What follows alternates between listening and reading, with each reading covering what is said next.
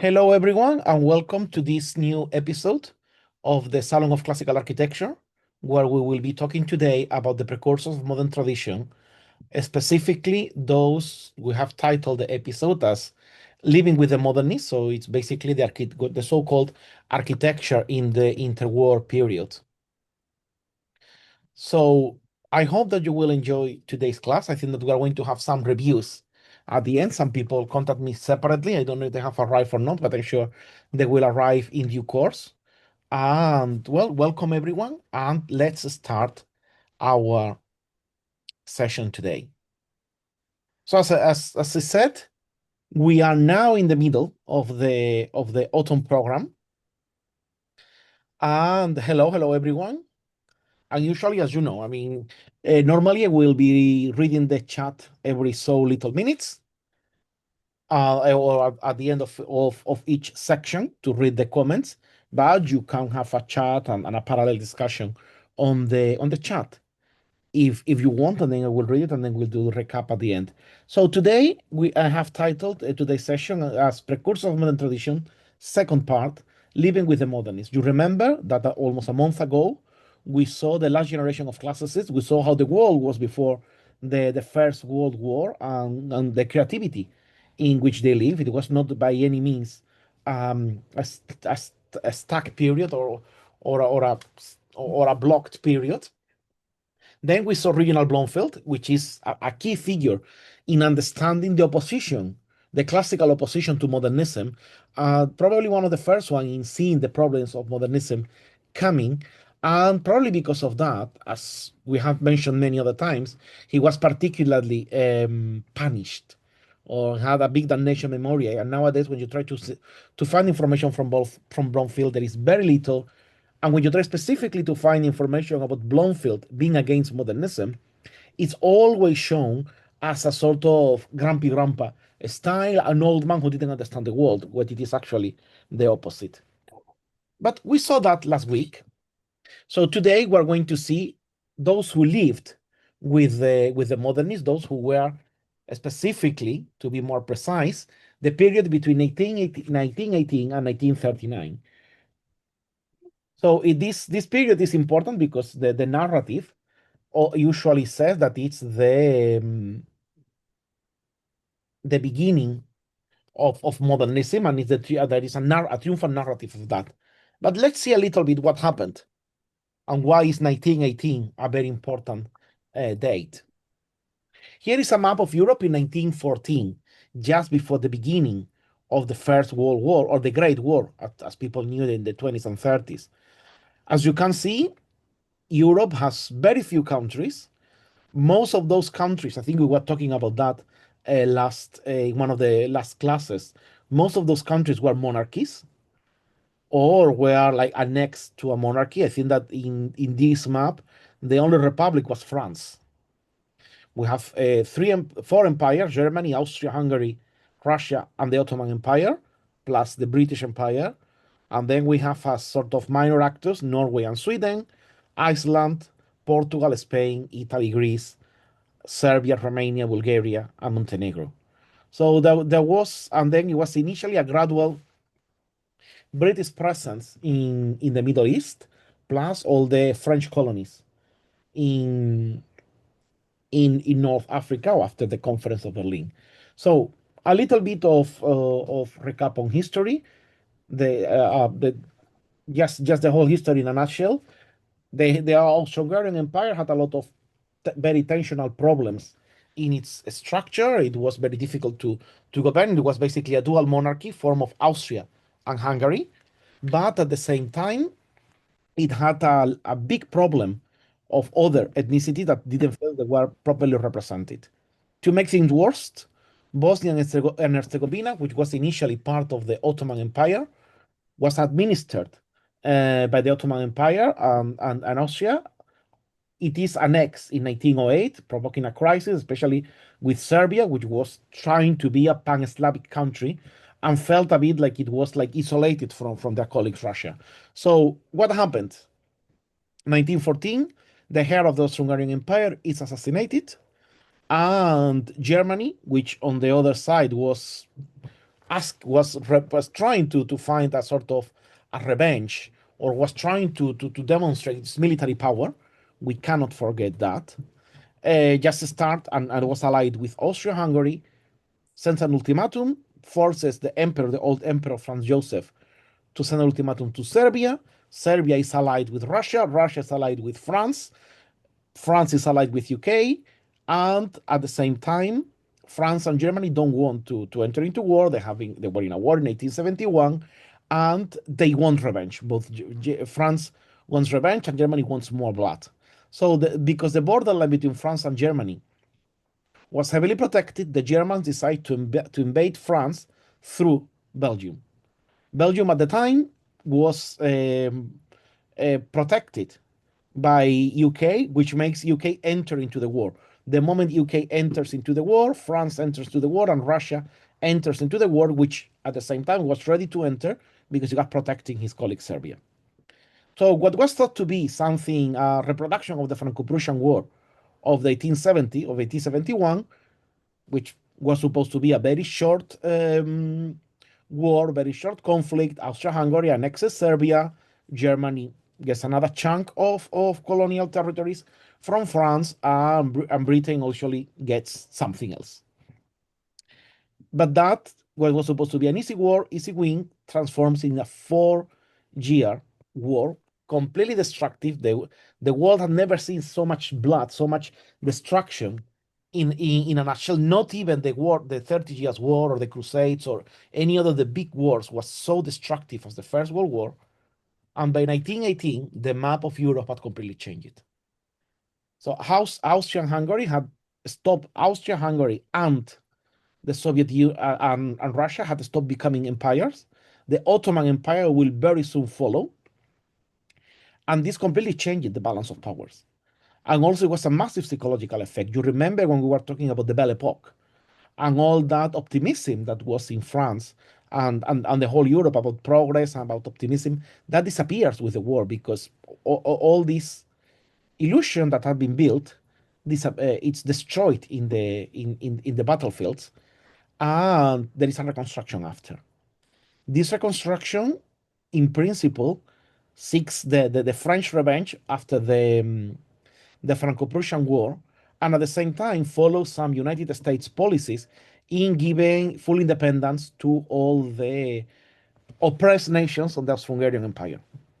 So that means that Serbia will be the big winner, because it will duplicate the size of its country with the kingdom of the Serbs, Croats, and Slovens. Austria-Hungary, who was a massive country, the fourth economy in Europe after France, Britain, and Germany, becomes a tiny country, landlocked, with no possibilities of growing. And Hungary and all the other countries who were complaining about being bad with Austria were even worse by themselves. So basically, all the President Wilson's policies on dismantling the Austro-Hungarian Empire just brought all the instability that we have been suffering in Eastern Europe, and especially, if you remember, the war in Yugoslavia in the 1990s. It's a direct consequence of Woodrow Wilson dismantling of the Austro-Hungarian Empire. At the same time, Germany disappears as empire, which was a sort of a relief for everyone, because the Germans were a bit tired of Kaiser Wilhelm excessive militarism. And also at the same time, the Russian Empire completely disappears, and a communist state is installed instead. So this means it's not only a classical republic, as they would be proclaimed in all the other, in Germany, Austria, Czechoslovakia, Hungary, and Yugoslavia, and basically Czechoslovakia, Hungary, Austria, and Poland, Estonia, Lithuania, Lithuania, and all those countries. There won't be liberal republics, it will be a properly communist state. So that means that everyone would be looking at Russia, at the Soviet Union, to see what they were doing, and everyone who was leaning towards the left would be looking at what they were doing. So in this context, we have a very unstable, not unstable, a very unstable balance, let's say, in Europe during those times. And at the same time, with all the whole society after 4 years of war was looking for some relief. That's why the Roaring Twenties is usually portrayed as the parties, the fun, the happy 20s, and especially in the United States, which was never affected by the war, and then had the massive growth that they had in the 1920s, while Europe was slowly recovering.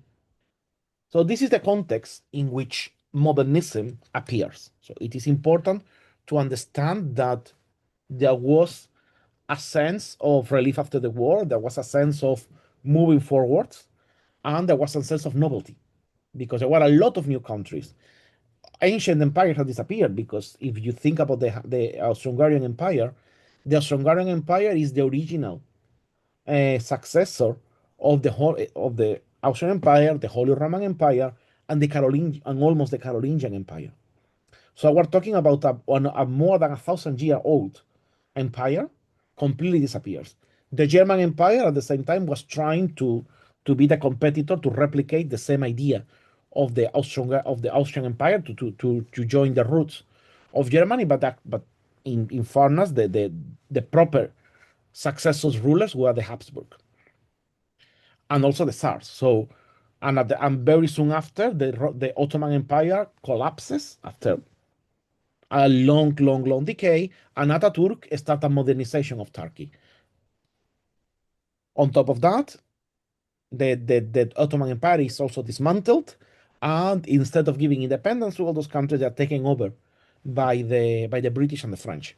So we will have a French dominion, what it is now Syria and Lebanon, and a French dominion in what it is now Israel, Palestine, Iraq, and a little bit, to a certain extent, more or less protectorates around all the Arab countries in the Persian Gulf and Oman and Yemen. So Arabia would become initially the Brits would try to, especially with the famous Lawrence of Arabia, will very soon become independent under the House of Saud. So there is a lot of optimism. And also, I mean, Egypt becomes semi-independent again. You have King Farouk and all his adventures, which was a very interesting character for everyone to read. And I strongly recommend you, if you want to read about one of the funniest characters and most interesting characters of the interwar period, I would say that read about King Farouk of Egypt. It was a very interesting person, and it's also probably a lot of you, if you're listening from the Middle East, you might imagine that there is all this old style Middle East of all this Versaillesque furniture that you find from time to time. That's it was King Farouk who started that fashion of the Versaillesque Middle East, which is still on board. I mean, depending on the generation, it fluctuates from Versaillesque Baroque to Versaillesque Orientalism. But that's the beginning of that, and we will talk about that in the new year. Remember that in the new year, we will be having a long 12-week course on Islamic architecture. It will be mostly Western, but we will look a little bit on the Middle East and Far East. But obviously, I mean, because it's at the end of the day, I mean, I'm sorry if I am being a bit of, of a colonizer. Islamic architecture in Spain becomes the model. I mean, it is like a double line between Syria and Spain with the Umayyads, and there is like a very strong interchange, and you can trace a line. So we are going to start with Spain and North Africa, and we're going to move towards the east. So, but by now, let's carry on with the 1920s and 30s. So one thing that you see a lot, I mean, I'm sure that you have all seen the book to the left. Does anyone not recognize this book, Modern Architecture, A Critical History by Kenneth Frampton? It's almost a little Bible in for modernist architects. So you all, if you all have studied architecture, oh yes, Herman, sorry, I mean Portugal, yeah, correct. Okay, yeah, that's true. Switzerland was technical republic, and Portugal had become a republic just soon before the war. But anyway, so you know that, yes, and also secularism because of the influence of the Soviets. So does any of you not recognize the Red Book Modern Architecture by Kenneth Frampton? I'm sure you have. It's almost, if you have studied architecture, you have seen this book. You might not have seen the book to the left, which is Three Revolutionary Architects, Boulay, Ledoux, and Lequeux, but it's also one of the bases of modernist theory of architecture. The fact that Boulay, Ledoux, and Lequeux were architects that were revolutionary, and that revolutionary character was a fundamental basis for future modern architecture. And we are going to talk a little bit about it, but this is important to know the importance of this, or the false claims, or the not so true claims that this text does. But Kenneth Frampton is a very, very authorized voice, is one of the reference in modern architecture and in the English world. And also in non-English speaking, we have Leonardo Benevolo, massive, very good historian, who wrote in 2 volumes the history of modern architecture. He also wrote in 2 volumes the history of Renaissance and Baroque architecture. That one is not, it's a bit incomplete. He started very strong in the Quattrocento and Quinquecento, but then fades as soon as he passes 1528, things fade. So you have like 50% of the book from Brunelleschi to the sack of Rome, and the other 50% from the sack of Rome to the Spanish War of Succession, basically. So you see the imbalance. No, it's like half of the book for a century, the other half for 2 centuries, and much bigger geographical area. But this is not the case. Today we're talking about the history of modern architecture. It's a very good reference book to understand modern architecture. It's one of the most complete ones. If you have to select a book of that tells the history of modernism, I would say one of the most objective ones, despite heavily biased, is Benevolo's. Frampton is a bit more biased in that sense. So let's quickly take a look at the index of Frampton's modern architecture. And this is important because this is a small book, it's a short book, it's recommended in every school of architecture. It's very easy to read, and therefore is the first approach that a lot of students have to contemporary architecture, understood as basically from prior to the French Revolution to now. So let's see. The first part is cultural developments and predisposing techniques, 1750 to 1939. So we have 100 and almost 2 centuries, 190 years, summarized in 30 pages, from page 12 to page 42. So it's telling you 180 years in 30 pages. Cultural transformations, territorial transformation, and technical transformations. And see the dates as well. Cultural transformation, they stop in 1900. Urban developments, they stop in 1909 with the Burnham Plan of Chicago. But the technical transformations continue, because it's the modernist theory that all that was based on technical transformation. And then you start a second part. England, 1836-1924, which is basically the art and basically talking about the art and craft. If you haven't read the book, I'm telling you. Then we go to Alder and Sullivan, Frank Lloyd Wright, Belage, Mackintosh, Olbrich and Hoffman, Antonio Santalia, Adolf Loos. If you see all the names, they all have become the patrons, the proper precursors of modernism. But when you read them, there is no reference to other architects. Lutyens is barely mentioned. Blomfield is barely mentioned. Let's not talk about Aníbal González. And Gaudí is just a side note. Plus, for example, the architecture of the Porfiriato in Mexico, the School of Chicago is just a side note with Sullivan.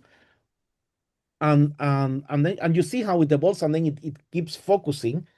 The closer we go from 1925, 1930 onwards, the more pages we have. And then we have the third part, which is like the triumphant story. I mean, it stops in 1991, which is when he wrote the book.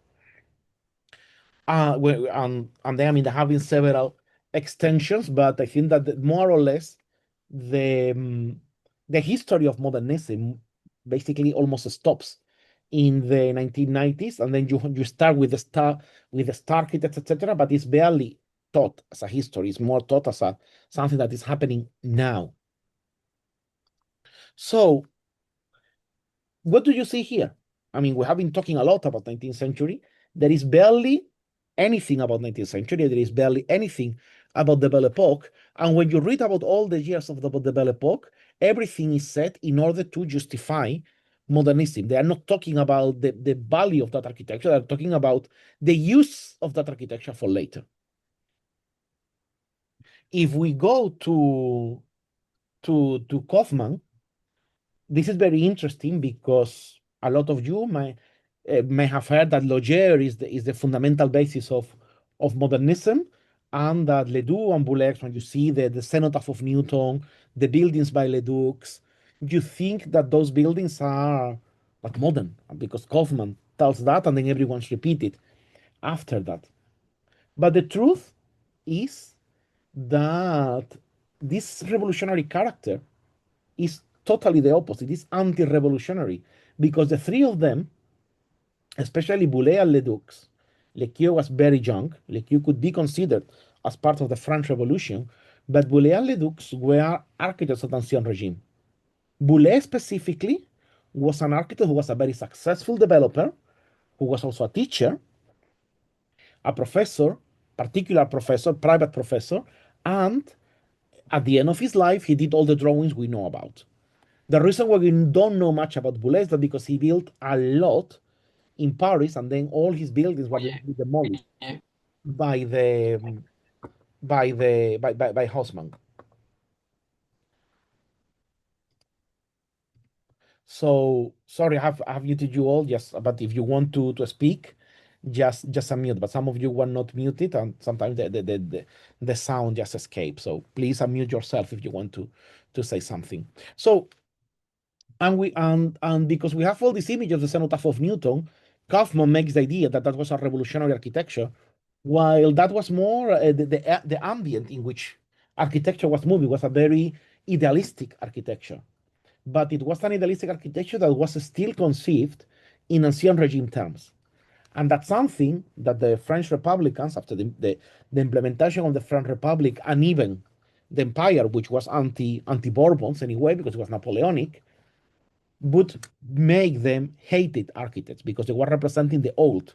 Boulez was the ancien regime and the old Paris that was being demolished. So Boulez was a hated architect. Ledoux was the same. Ledoux was an architect who was working for Lagabelle, which was the tax office, which was gathering the taxes for the salt. So everyone in France, in pre-revolutionary France, hated Lagabelle. So Ledoux was heavily hated. Ledoux did a lot of things for the king, and he was never forgiven about that. And at the same time, he couldn't be charged of any guilt. So he was just left in the oblivion, unfortunately, left forgotten. And then he wrote his massive book where he had just like a massive. It's very interesting to read his book. I recommend you to read it. But once you read it, you realize that this is not a revolutionary book. This is a book on the ancien regime. That's what it was so difficult for him to publish. And in that book, he has a passage in which you can imagine the scare of Ledoux when he was writing.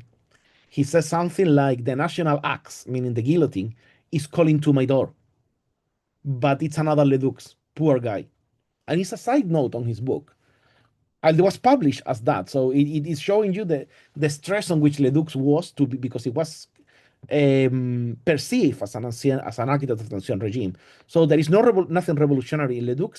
And Lequeux was a young architect. He didn't live much, and he did very quirky drawings that those ones could be considered as a consequence of the strange times, or the interesting times, as Chinese would say, that they were living in them. But Kaufman reformulates that as these guys are the precursors of modernism. So then every time you quote Boulez, Ledoux, etc., you are talking about modernism, and they follow this old reasoning that if they're precursors of modernism, you don't need to talk about them. I mean, there is an apocryphal legend that says that when the Sultan conquered Alexandria, they asked him what to do with the library. And then he said, if the books are against Quran, they have to be destroyed. But if the books are not against Quran, you can destroy them because the Quran has all the truth. So if we this is an apocryphal story. So if we extrapolate that apocryphal story to modernism, the way that modernists have put history is that all these people were precursors of modernism. Therefore, they are not against modernism, and you don't need to know much about them. All the rest are against modernism, and you shouldn't know about them because they are old, fascist, pastiche, etc. So this is a set of framework. And also look at the date, 1952. A moment ago, we were discussing in the group about all that. And finally, Benevolo. Benevolo dedicates 2 volumes. One is called The Tradition of Modern Architecture. So everything from the 1750s up to 1914 is in a volume, very well extended, with very good bibliography, very well explained, but also with a bias towards modernism. Everything is a concept, everything is a precursor, everything is a triggering for modernism. But at the same time, he is honest in saying that is his opinion, etc. And he would give you a long bibliography, as opposed to Frampton, who is much more partisan and at the same time masks opinions with facts and uses the bibliography for that, while Benevolo is a little bit more objective, and that's why I recommend reading Benevolo a lot, especially if you want to know all this struggle of modernism. Then, if we go to the second part, we say conditions at the start, which means what happened in 1988 and 1918, the formation of the modern movement, the early relationships with the publics. That's a very interesting chapter, although focused only on the favorable reactions.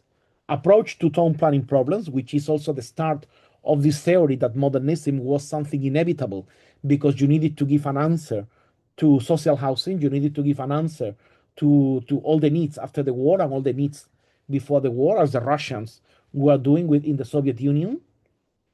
And it's the beginning of all that. Then political compromise and the struggle with authoritarian regimes. Himself being Italian, it's very interesting because obviously he's telling you the whole truth. That which is something that I like. No, he obviously tells about what the Germans did, what Hitler did, what the Speer did, but he's also telling about what Mussolini did.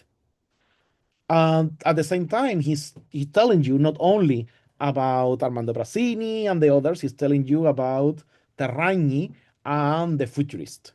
So it's very interesting because he's putting everything in its context. No, while when you read about the futurists and about Terragni, they were good architects that, oh, just because of circumstances of the time, they were fascist. Yeah, with very little words, you know. While Spear is the bad guy, blah blah blah blah blah blah, but Terragni is the good guy. So Terragni was modernist, so he's good.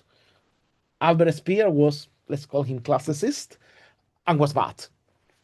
So then this is when you start to see that, and it's something that we were also discussing recently about all this article that has been published in the scene, and how viral and visceral the answers have been getting.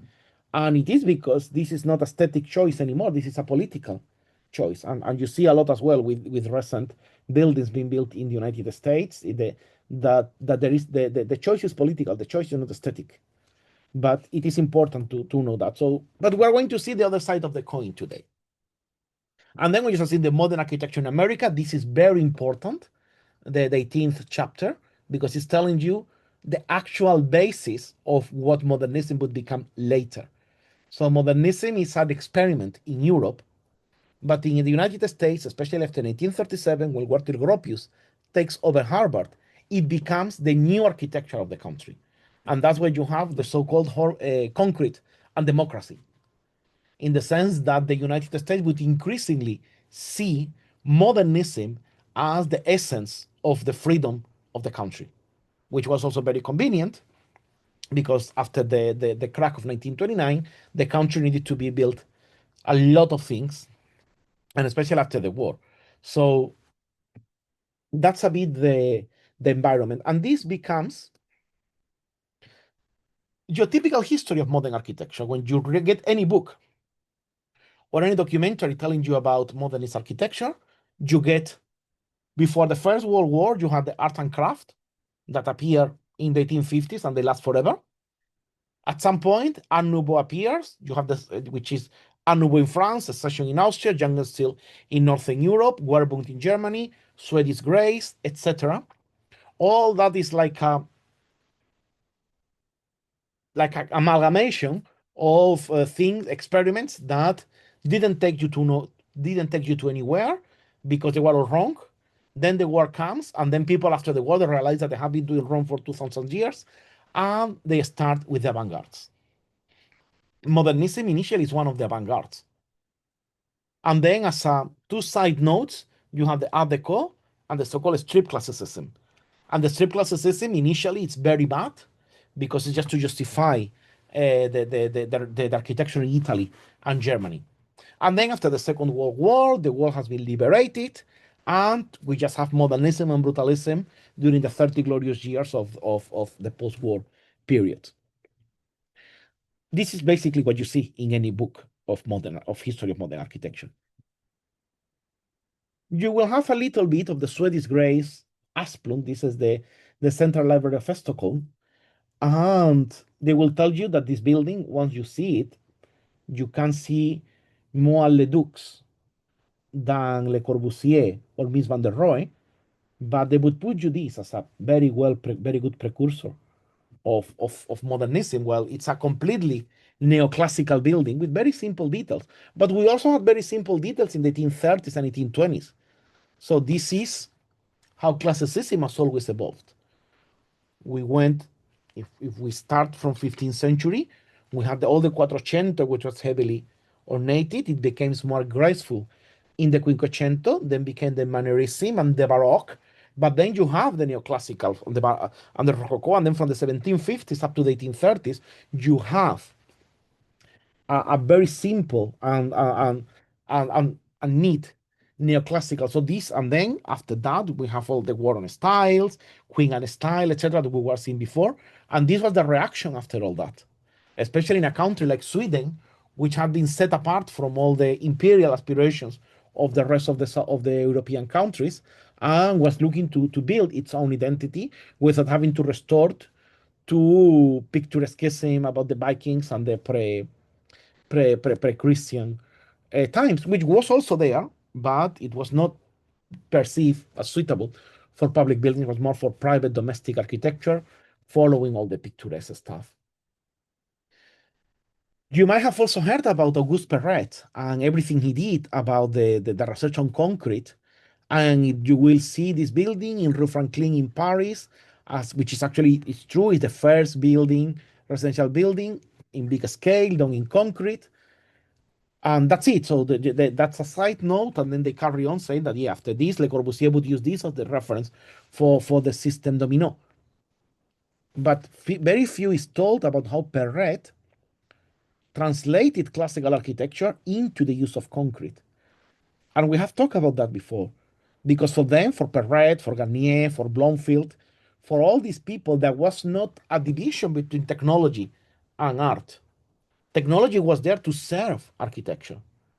You didn't have to become a slave of technology. If concrete is allowing you to build, you use concrete and you use the materials to reflect the classicism using concrete. Obviously, that there is changing language. Remember that we are in a moment in which people have been having too much of the Beaux-Arts and they are trying to have a simple return to the origins of classicism, but this is not um, a rejection to classical. You might have also heard about Tony Garnier and the Industrial City, which in this case is a much more simple city, but it was by no means it's the atrocity that we will see by Le Corbusier, Mies, and the whole Siam. This is basically a Beaux-Arts city, a Haussmannian city, what nowadays we're calling gentle density city. That's the ideal industrial city, and I thought I had put another graphic, but if you are interested, I can send you more information through the WhatsApp group. And then the narrative start becoming like accelerating. Then is the Fagus Factory of Walter Gropius, which again, I mean, it might look, yeah, it has all this famous corner that is like the difumination of the corner, the disappearance of the corner, and all the other stuff. But once you look at the interiors, they're very much interiors of the 1910s, of the pre-war 1910s, and the building itself has a sort of a flair. After the war, basically, I mean, they make another jump, and after the war, you have the Pavilion Esprit Nouveau by Le Corbusier in the exhibition of 1925 in Paris, as if this was the only thing they did in that exhibition. And then after that comes the Plan Voisin, which is glorious because it was just Le Corbusier was misunderstood. Nobody understood what he wanted to do, blah blah blah. But we forget that pretty image that you see there with the Cartesian skyscrapers and all the massive highway that he's building was going to wipe a massive portion of Paris. So this is something that we need to remember. That what Le Corbusier wanted to do was wipe out Paris and leave just the things that there was no other way that he could keep, like the look. But every other thing that he could take out, he took it out.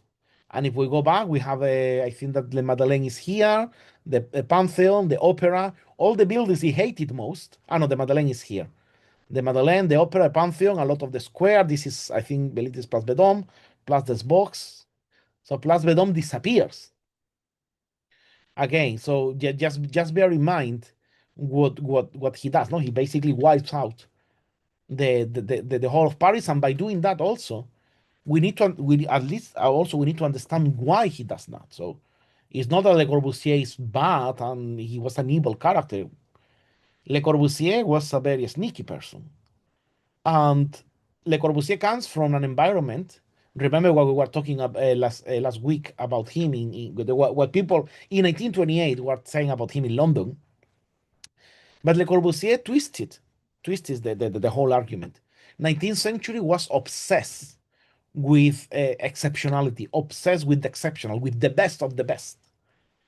And Le Corbusier grows in an environment in which no. The best thing you have to see in Paris is Notre Dame, the rest doesn't matter. That environment of looking only for the excellence, focusing only on the excellence, he would use it in a way in which, okay, so if you're telling me that the only thing that matters in Paris are the Louvre and Notre Dame, I can do whatever I want with the rest. And this 19th century obsession with the excellence would be a very, very dangerous and counterproductive um, tool. And we will see that when we talk about the Master of Restoration in our last class of the year, because it would be used by the modernists saying, well, okay, we can destroy everything, we can take out everything because according to you is out of interest.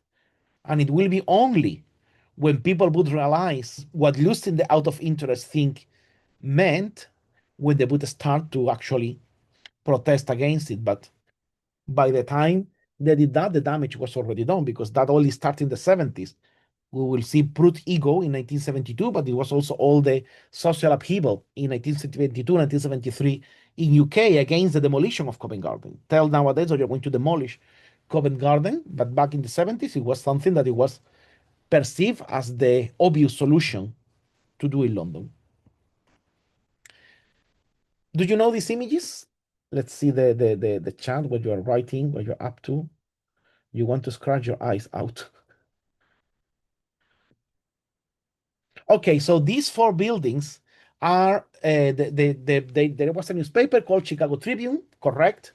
And there was a competition by that newspaper to do for an international competition to do a design. And normally these are usually the four designs that are shown. Like I think it's Gropius. I don't know the second one. Gropius and it's Gropius, Hildas Meyer, Adolf Loos, and I don't know the last one. But it is told that you shall no. The whole thing, they receive a lot of modernist proposal. The only classical one was Adolf Loos, who was like being ironic, doing the column because the newspapers have columns, blah blah blah. And we can take several things from here. First of all, this is 1922, 1923. If Adolf Loos, who wrote Ornament and Crime in 1909, was so much against classicism and against ornament, why in heavens is he doing a column in 1923? So revise also the narrative of ornament and crime, because Adolf Loos did that as a sort of epatele bourgeois that was very typical in the pre-war period, just annoy the establishment. But it was, but then he retracted out of it, because you publish something in a newspaper, you forget about it, and then one of his disciples, fiercely modernist, is the one who would publish it. But let's see the next slide. These were some of the other proposals. Very classical. No? We have the Leyland and Company, very neoclassical in the neoclassical American tradition. We have the Phelps Stokes with a sort of Byzantine vibe, with all that Hagia Sophia dome on the top. We have Saarinen, a sort of free neo-Gothic. And we have two from Italy, very Italian, very much what Italy was doing at the time. We will see some examples. So, as you can see, this is what people were doing for an international competition. But normally the bibliography only shows you these four. Focus that the only classical was lost, and it forgets about the other ones. And the other ones, what everyone else was doing. So, and there were much more. I mean, I just have selected the ones that I found more interesting.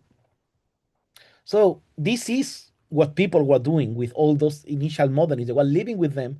They were like a sort of quirky guys that were too crazy after the war, that just wanted to have fun, etc. That was the spirit that they were having. Everyone wanted to do something serious. Were going for things like this. Obviously, nowadays the modernist rhetoric tells you that this was unbuildable and expensive, blah blah blah. But it was done, and this is what it was finally done: a neo-Gothic tower. And this is very interesting, because those of you who like Batman, you know that Batman, where does Batman live? What's the name of the city? Gotham City. Correct. And Gotham comes from Gothic, and it comes from that Gothic revival uh, franticness that came with the skyscrapers, because a lot of people saw the skyscraper. There were basically there were several models for the skyscraper. You had the Alexandria Lighthouse, the Mausoleum of Halicarnassus, the Giralda of Sevilla, the Campanile of San Marcos, and then all the medieval towers, all the medieval belfries. So there was a feeling that all these skyscrapers were perfect for Gothic revival, because they were allowing architects do what architects couldn't do in the Middle Ages. So that's why in all that all that excitement is when Batman appears in a sort of Art Deco meets Neo-Gothic city, which was pretty much a mix of what New York and Chicago were looking towards then. I mean, and if you look, for example, Chicago Tribune, there is a lot of pointy Gothic towers, and even the Chrysler building, if it is fully Art Deco, it has much more of Gothic spirit than neoclassical. And you can go to the Empire State and the Rockefeller Center; they are much more neoclassical.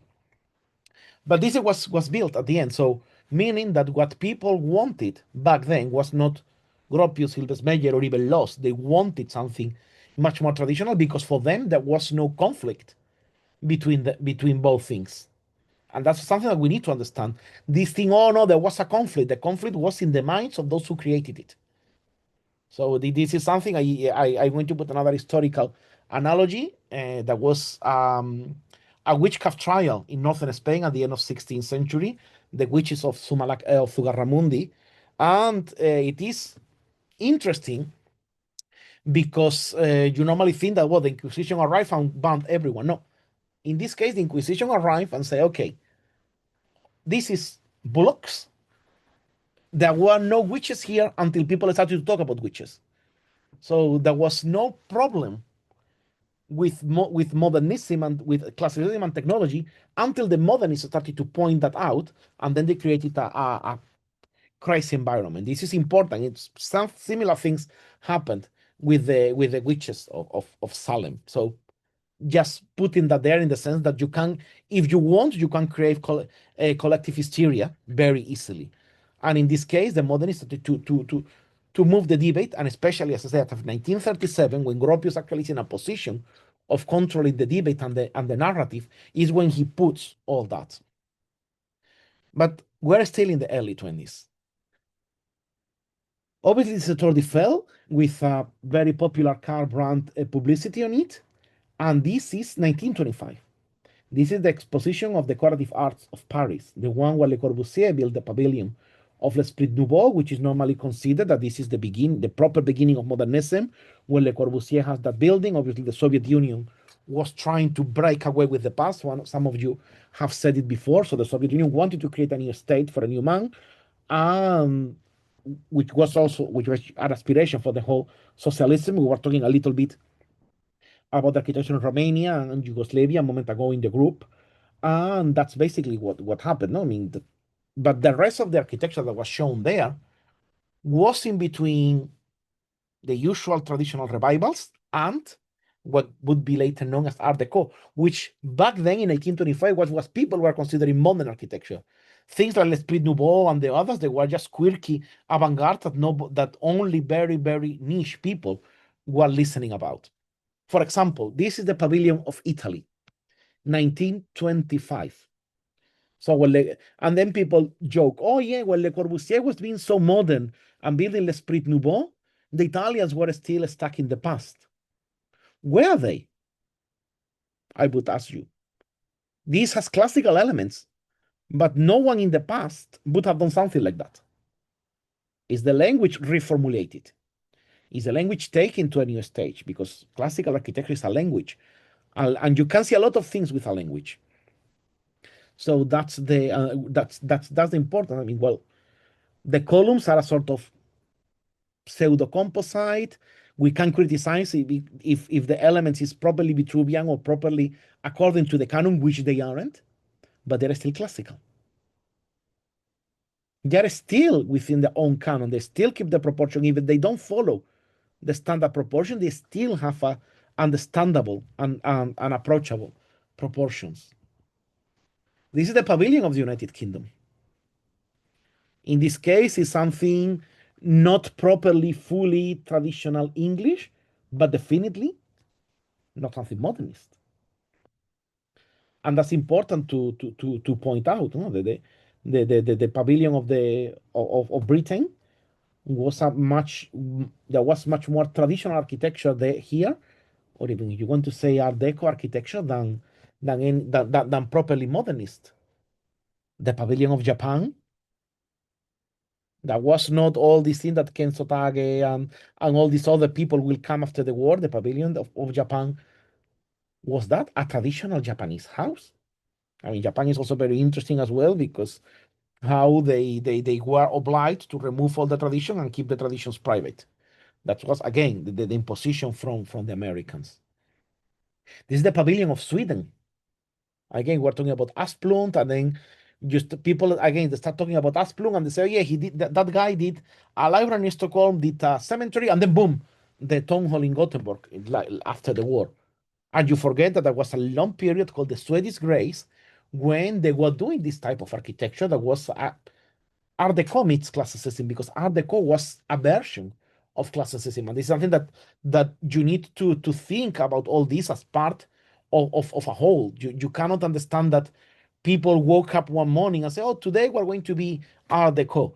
And they go to bed and they, oh, tomorrow I'm going to be neoplasticist. No, that's the thing. It's the same thing when I tell the joke, and we will see that when we talk about Islamic architecture, when they tell you about how Islamic architecture was created, no?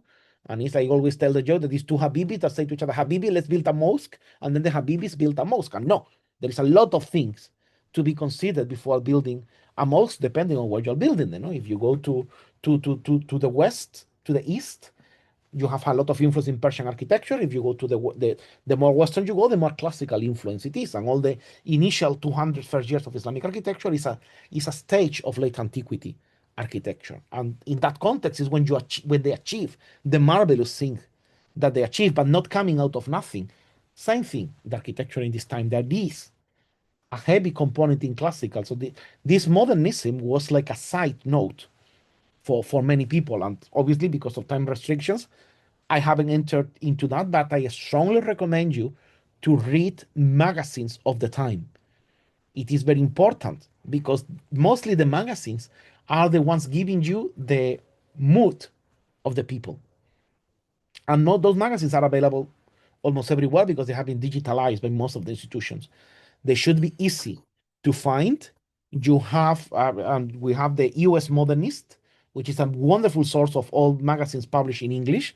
In Spain, we have the Hispanic Digital Library, where you can get a lot of those publications. I'm sure that in Mexico, the INA will have it, and in Brazil, they found will have something. And if not, these people usually, when you go and ask them to scan something, they put you on a waiting list and they scan it because they are paid. That's their job. Scan these books and make it to the public domain. So because it's national heritage. But as well in this exhibition, there was some Art Deco. You can't. Okay, someone has. Okay, so I don't know if I am.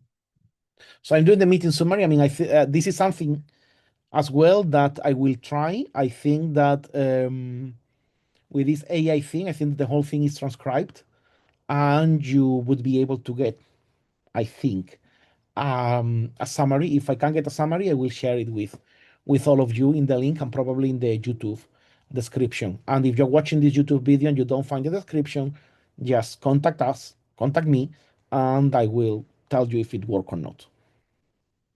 So this is a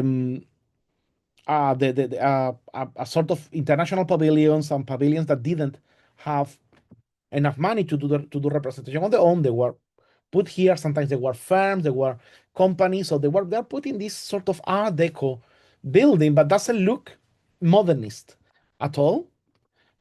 And another one, this is the Galeries Lafayette, which still exists.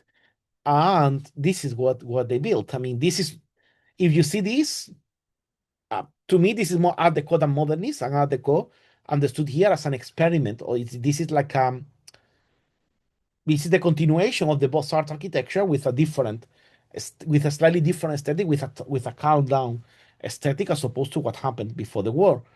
And if we were doing an exercise of alternate history, even if World War One hadn't happened, architecture would have gone again to a more simplified stage of classicism as it did in the 18th century. Because that's generation. So the new generations want to do something different than their parents. So if the generation of Reginald Blomfield was doing Edwardian Baroque, the generation after, those guys who were young in that debate in 1828 were doing this. But for them, it was modern because modern was understood back then, and we have talked a lot about that. Modern is what you're doing now. We are all modern. Quinlan Terry is modern. Robert Adam is modern. Everyone is modern. You and me, all of us who do traditional architecture, we are modern. Why? Because we're in 2025 and we're doing things in 2025. We are not doing things in 1900 because 1900 happened. We cannot travel to the past. Well, those who travel to the past, they don't tell us. So you can travel to the past. And if you travel to the past and you're in the year 1900 and start building, you will still be modern because you're building things on 1900, which was the present. So another international exhibition. I mean, I have selected the international as a theme for this lecture, the international exhibition, because it's the way of setting the visual mood. Because if I start quoting articles, it becomes very boring, just quotes and quotes and quotes. So this is the Barcelona pavilion of Mies van der Rohe, the pavilion of the Republic of Germany, which again is told it's the only thing that the exhibition of Barcelona had, according to many. And interestingly enough, the building was demolished after the exhibition. It was a temporary building. No bad vibes. It was just a temporary building. You demolish, and it was reconstructed in the 1980s. And this is, I am opening here the can of worms. So when anyone wants to reconstruct a building, any type of old building that will have all the drawings, etc., you can because it's a pastiche, blah blah blah. But hey, everyone there was no issue reconstructing the pavilion of Barcelona in the 1980s. And people and architects are crazy because the Sagrada Familia is going to be finalized soon. Well, they have been finalizing soon. It have been heard it's going to be finalized soon since I was a child, but and I'm old enough to know that soon is not never going to happen, but it's getting closer. So again, I mean, this is I am putting this here again to make you think about restoration is not usually technical. It's, and I always say, it's a problem of interpretation, not a problem of legislation. If they allow you to rebuild the pavilion of Barcelona, but they don't allow you to finish the Sagrada Familia in the style that Gaudi designed it, is because the problem is not technical. The problem is ideological and of opinion. But that's the only thing that modernists will tell you about that exhibition. But the whole exhibition was a very important thing for Barcelona. And actually, today, one of the most important Catalonian symbols, the four columns symbolizing the four bars of the Catalonian flag, were built for that exhibition. So that was very important. I mean, this is one of the buildings, the Communications Palace, a very academic neoclassicism. It was not the crazy Beaux-Arts architecture, but remember, this is 1929, and you have also to understand the Spanish context, which was never very keen on the French Beaux-Arts. If you read articles, lectures, books, and professors' notes from the early 20th century, they were calling what we know as Beaux-Arts architecture in English as the modernist architecture coming from Paris. That the students would read all those magazines with all that modernist architecture. And they were not referring to the Art Nouveau. They were referring to the Beaux-Arts architecture because the Art Nouveau was, while still was very popular in France, it was not easy to be exported outside via publications. So the students, the only thing they could do was see the magazines, and some of them could go to France and then see the Art Deco. But when people were making these comments in the late 1890s, the Art Nouveau hadn't still flourished enough. And this is the Palace of Montjuic in Barcelona. This building is from 1829, from the same year as the Pavilion of Barcelona.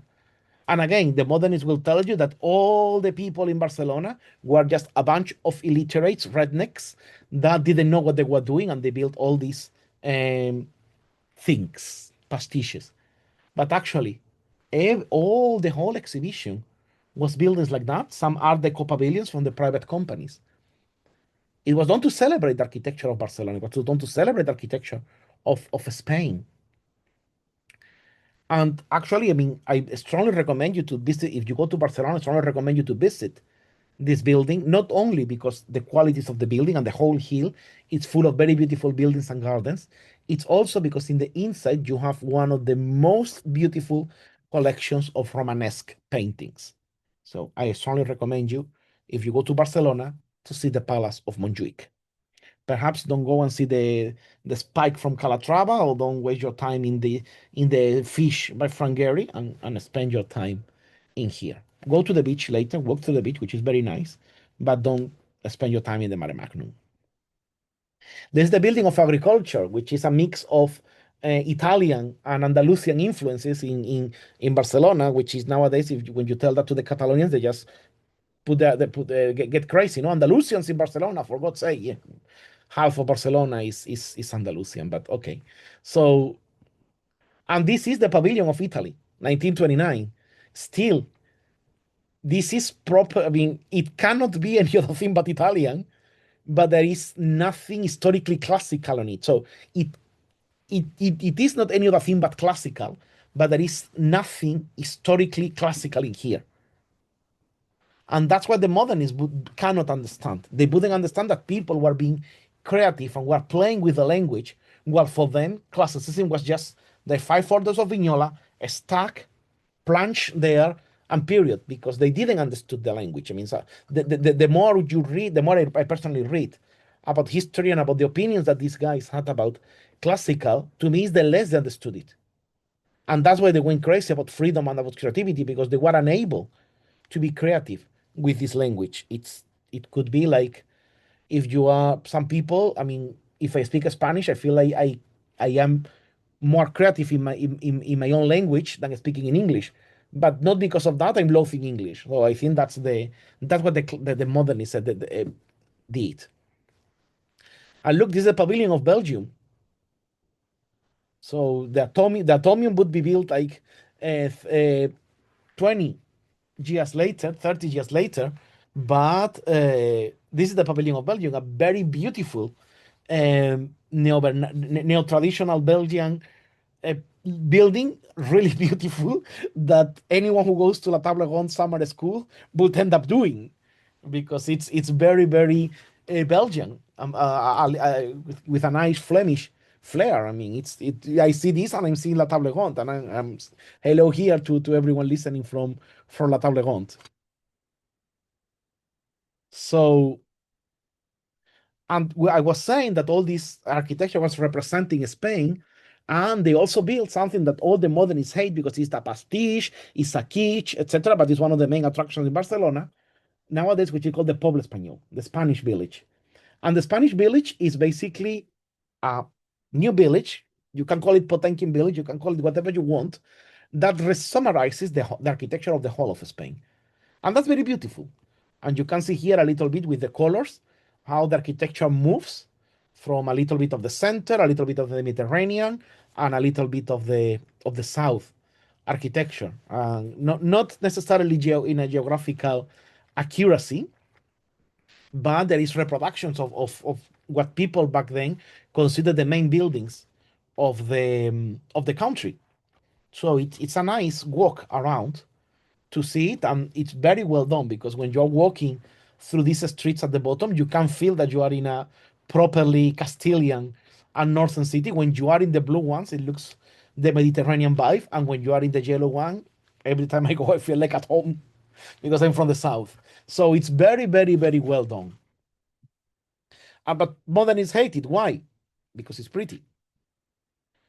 And on the counterpart, and because otherwise I would be hours here, that was in 1929, there was another exhibition in Sevilla. While the exhibition in Barcelona was international, the exhibition of Sevilla was Ibero-American. So it was focused only in all the Spanish-speaking countries and the Portuguese-speaking countries in America. So it was like Spain, and then going from the States to Chile and Portugal and Brazil. Because obviously back then Portugal was still uh, having its colonial powers in Angola and Mozambique, so they were not independent countries, so they were represented together with Portugal. And this was a massive impulse for the city of Sevilla. This is by the architect Aníbal González, and many people, again, the modernists criticized that all these people were like illiterate rednecks that were building backwards when everyone was building forwards. But the truth is that they were doing what everyone was demanding and what everyone was wanting to do at the time. And this is something that you need to bear in mind, that Aníbal González, Espiau, Antonio Palacios, and many others, Pushi Cadafal, they were not illiterate people or grumpy grandpas, like they are portrayed. They were doing what people were demanding to do. And that's important to say, because that was the attitude that they were having, and the government was backing them. That's also important, and we'll talk about government later on. We're starting to close, and this is the exhibition of Paris 1937. So in this exhibition saw like quite a massive reconfiguration of the previous areas of exhibition. They demolished many of the 19th century buildings. The Palais du Trocadero was demolished. Then the Tour Eiffel was heavily simplified without for no reason, just because they felt that they had to simplify. It was symbolizing a little bit of the first triumph of modernism, but it was still what we would call Art Deco. And the whole exhibition was done on purpose, was framed by the pavilion of Nazi Germany and the pavilion of the Soviet Union. The pavilion of Nazi Germany to the left by Albert Speer, and the pavilion of the Soviet Union to the right by Boris Yofan. And in the center, the 2D fell, a modernized 2D fell representing something in the middle, because in the 1930s, people were very confused and they didn't know very well what was going on. So that was basically that what you see. The historiography puts this building again reconstructed, the 1937 pavilion of Spain, of the Spanish Republic, which again was reconstructed in the 80s, and everyone was okay with that. While there was a massive uproar when they wanted to reconstruct the domes of Notre Dame, the bolts of Notre Dame. So that's what I'm telling you, that it's a problem of interpretation, it's a problem of ideology, it's not a problem of technicalities or authenticity or anything. Because if rebuilding this is authentic, rebuilding Notre Dame, rebuilding any other thing, it is. I mean, that's why we have all the problems that we have. But at the same time, the whole exhibition was an opportunity to experiment more with the so-called with what we know now as Art Deco, but back then was modern architecture. This is the Palais Charlotte that was built over the Trocadero. Very similar architecture than before, very classical, like colonnade embracing. And another one built close by, the Palais de Tokyo, which is a museum nowadays. And you can see, I mean, they even build the columns with its capital. Obviously, they are out of proportion, but the idea is there. The cornices are completely classical. And they are very similar to buildings done in Italy, not so much in Germany, but mostly in Italy. You have the La Sapienza, and many others are very similar. And that this is the vibe of those people who are living with the modernists. And I think that is important to see that. This is the gate to the cemetery of Ljubljana by Joseph Pleknik, which is again one of the very few ones that have been saved from the purge together with Lutyens. And Joseph Pleknik was an architect that was building a lot in Slovenia, and he has been, for unknown reasons, probably because he shut up, he was how to say pardoned by the modernists and have become now like one reference of many others. I mean, probably one of the reasons why they have become a reference is because they were relatively obscure architects by the 1980s, and then the first generation of postmodernists could use them freely without being accused of being called anything, because obviously Plenik was working for the new state of Ljubljana, so he cannot be told that he was against freedom and against progress, because Ljubljana, Slovenia was a new country, was a new democracy, etc. So it was, he couldn't be accused of that, so he was like free of sin, if you want to call it like that. And of course, I mean, when you see this gate, you can see as well the comparison with the gate of the market of Miletus, because that's what people were having in mind back then. I mean, the analogy with the classical tradition was still very strong. Even here, we are seeing like Corinthian over composite, while here we're seeing like two different orders of pseudo Tuscan or pseudo Doric. But that's the important thing that you need to consider. Quick recap of what's happening in UK. This is the Senate House built in between 1832 and 1837. This architecture was what if you read what Blomfield was calling modern architecture, contemporary architecture. This is what was the contemporary architecture.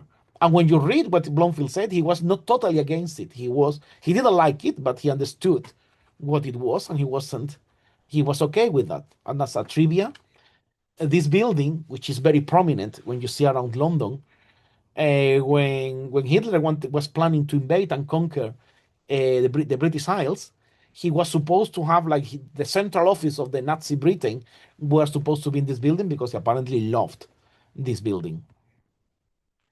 We have again another nod to our friend Blomfield, the Lambeth Bridge in central London, and again built by him as a testimony of how technology and design, technology and classical design can be together. This is Millbank in London. This is the former offices of what was the name of the company? Of a chemical company. And it has been recently converted into flats, because obviously the building is beautiful. And a lot of the interiors are lost, but a lot of them, especially on this level, on these two levels, on the upper levels where there were the central offices, were preserved. And at Catherine Pulley, we did this flat, which has amazing views to London, and I need to bring the pictures when they are available to the public because it's a flat for sale. So it's very, very beautiful. This is the Unilever building, so the headquarters of the Unilever company, again, done in the same years. And you can see that they were not having any issue in doing classical, in having several stories, in having spandrels, adding another height. They basically did anything that was required to do to fulfill those requirements of modernity were already done in the 1920s and 30s with classical architecture. And I think that's important to see this building, to consider these buildings, because if we want to do new classical, new traditional architecture, this is what we need to look at. We need to, I have asked many times that sometimes we need to continue as things were stopped in 1914 or as things were stopped in 1939. You choose your cut date and then carry on as if nothing had happened. Obviously, we cannot. But sometimes it's the mental the mental framework is that. More buildings. This again, Senate House. This is the Piccadilly Circus Station. No, the St. James's Park Station. Similar style, but again, I mean, it's giving an answer to a need that as you see at the background, Queen Anne architecture wasn't able to respond because you cannot go with all that brick picturesque architecture. You cannot go so tall. The moment you start going so massive, you need to do something about a simplification of the volume because it is what it is, and it's not a problem. They did that in Palazzo Farnese already, so it's not a problem. This is the government palace in Taranto by Arnaldo Brassini. I mean, it's super dramatic, beautiful building in stone and brick. Looks like a Roman ruin that has been refurbished and repurposed. It's quite an amazing building, and I love it. And I mean, it's a very beautiful reference to be taken into consideration for a sort of new traditional South Mediterranean architecture, especially in Italy. I mean, obviously, some Italians don't like it because of the political associations, and it's something we need to live with. But architecture doesn't understand of that. Architects may understand of that, but architecture itself is neutral, or at least that's my intake. More ones, of course, we cannot, even if this is from 1942, this is during the war, we cannot talk about all the living with the modernists without talking about the Square Colosseo, the museum of the Italian civilization. I'm doing a jump to do a little bit of a more international around. This is the Telefonica building, the first skyscraper in Spain. And you can see how they very well managed to understand how the building should be. You need to have at the street level, you should concentrate ornament and importance. Then you develop the building and then you just concentrate the details in what the volume is changing and of course in the crenellation. So the architects who did this took it very well the idea from the American skyscrapers, but at the same time they imprinted an extremely Spanish taste. When you are at the street level, it looks genuinely Spanish. It looks like any like a palace from Madrid. And then when you look up, it looks as well Spanish. It doesn't look American. And that's also the importance of this building for Spanish architecture. Even nowadays, they love it, saying that it is a pastiche. More terms. This is the Rockefeller Museum in Jerusalem by an architect called Austin Harrison. And if I don't tell you that it was built in 1938, you might think that it's a Crusaders building or an Ottoman building repurposed for that, but no, it was built actually in 1938. And this is the Central Post Office in Jaffa, again by the same architect, Austin Harrison, which was one of the architects which was working for the British Mandate in Palestine. And again, I mean, this architecture is it's not modernism. It's generally classical, but also it has its roots on the typical architecture in the area. So it's quite interesting to see, especially Austin Harrison was a very prolific architect. There was Charles Ashby as well. Saarinen did some stuff, but all this architecture in the British Mandate was quite interesting. We're going to see some more examples. This is the tall square in Beirut, in Lebanon, done by the French in the 1920s as part of their administrative efforts on the colonial administration of Syria and Lebanon. That's why when you meet people from Lebanon, they speak French, and Syria, they tend traditionally they were French speaking. And I think mostly you find more French speaking in Lebanon than in Syria, but probably because Lebanon was richer society, a bit more cultured. But this square, I mean, it's a mix of obviously the clock tower is fully Art Deco, but if you see the buildings at the background, which were built in the 20s, they have a Middle East flair. They're genuinely Lebanese. And when you see a lot of the architecture that was built in Beirut by the French, they completely respected the nature of the architecture of the area, the local architecture, the local invariants, but then elevated it in scale and density, which is something that, for example, they didn't do in Algiers.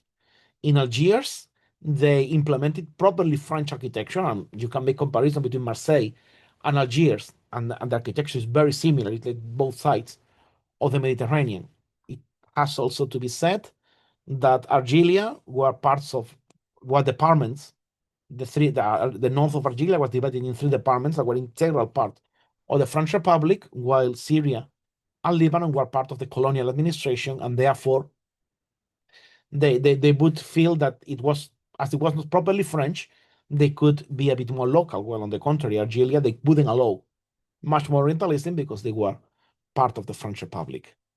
This is a palace for the King of Iraq, again, which is talking about how the British in the 1920s and 30s were approaching this architecture and how this architecture should look like in the Middle East. It's very interesting to consider the exercise that these architects did. And this is the central port administration in Basra. Obviously, it doesn't exist anymore, but it's also telling you, I mean, you see this building, and this building is traditional, has a classical flair, but also has a Mesopotamian flair, and it has a scale that is telling you that it's new, because obviously any traditional building would have been much smaller, but it's very interesting to see what they were doing. And as a close-up, I think that one of the things that you needed to I wanted to bring this image from Punch, which also reflects a bit the attitude that people had about modernism. It was there, it was perceived as a provocation. And in this case, the owner of the building is telling the visitors, do tell me you loathe it. Tell me that you hate it.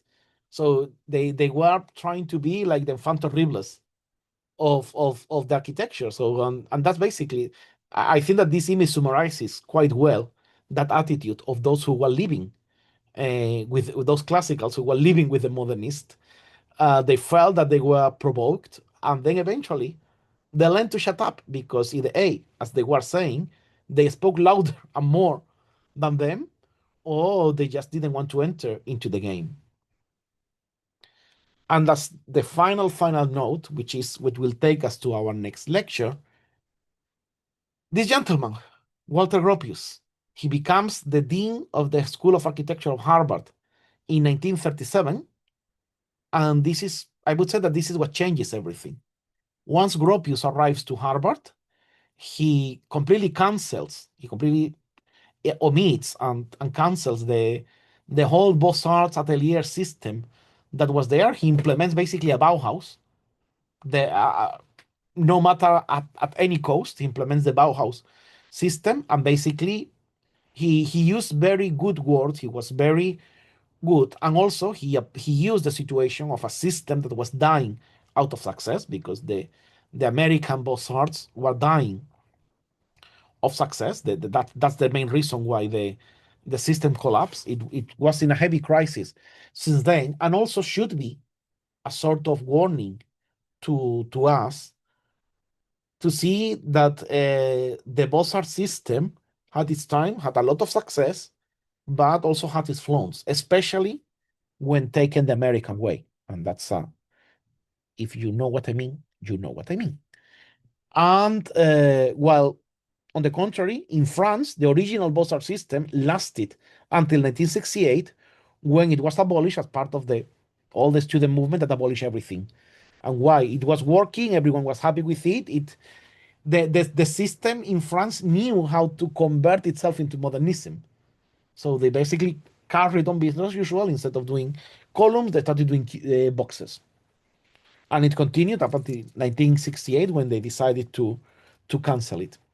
But it's important to acknowledge and recognize the massive influence of Gropius in the implementation of modernism. I would say more than Le Corbusier, because Le Corbusier eventually he realized that he's very radical, and he starts like calming down, especially after the war. He started calming down, especially because he had been flirting with everyone, every political option to get his building. And after the war, it was very obvious that he had been flirting with the Soviets, had been flirting with the Vichy regime, and he needed to calm down. And that's when he starts to Notre Dame Ronchamp and other stuff a bit more softer. That's his last stage when when they said it becomes a bit more vernacular. But it is also because he sees his influences banning and Gropius growing. So that's also something to consider. So if we need to select an architect that worked most for the disappearance and destruction of classicism in the interwar period, that would be Walter Gropius. While if we have to select someone who defended it to the most extreme position, that would be Reginald Blomfield. So we need to keep those people, and everyone, we should talk more and read more about both of them, about Gropius and about Blomfield, because reading about Gropius is also reading the reasons why all this was implemented, in practical reasons, because Le Corbusier only could do it in an ideological and an idealistic way. Mies van der Rohe did this from a professional perspective. He was doing what the market was demanding. If Mies van der Rohe had arrived to America, America was demanding classicism, Mies van der Rohe would have become McKinney and White, and he would have done it as good or as bad as he did the rest of his architecture. But Gropius was heavily ideologized because he had been the director of the Bauhaus. He really believed in the Bauhaus, while Mies van der Rohe only wanted to survive. So we need also, I'm not excusing Mies, but I think that the theoreticians here were Gropius and Le Corbusier, and Gropius being the main one, Le Corbusier being the secondary. And then other modernists, because we could also talk about Frank Lloyd Wright, who was more like the last art and craft architect rather than a proper modernist in the sense of Gropius, Le Corbusier, and Mies. But that will be the subject of another season. Before we enter into the typical, I know that some of you will have the critique. I have brought projects to review. A couple of announcements, 3 announcements. First of all, this has been like new. I mean, they have published in the group today. So there is a loop competition. So this is for a new proposal for the new extension of the loop. There you have the where to register. I think it's open to anyone. I don't know more. I don't know who's the jury. I don't know anything, but it has just been announced.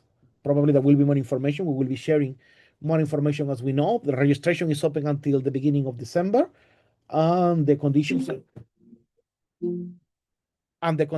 are to do you need to do a facade, I think, an aerial view, and a plan. So that's what you need to do. And if you are interested, I strongly recommend you to join. I think that the first prize is uh,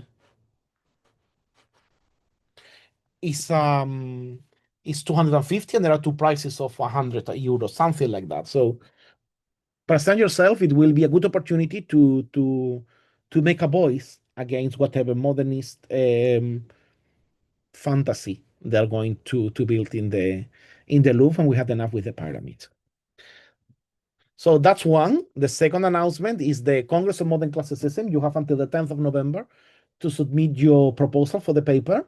So if you want to, I think there are some speakers, but most of the speakers are going to be selected by the committee. I think there are like two levels. There is one level, people who are going to go to Madrid to speak, and people who are going to be published in the book.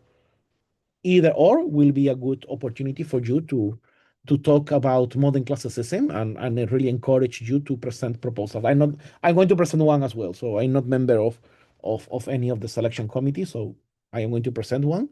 And I encourage all of you to present one, especially if you're going to talk about your own countries, which is more or mostly the interest. And of course, I always say every week, we are starting on the 13th of November.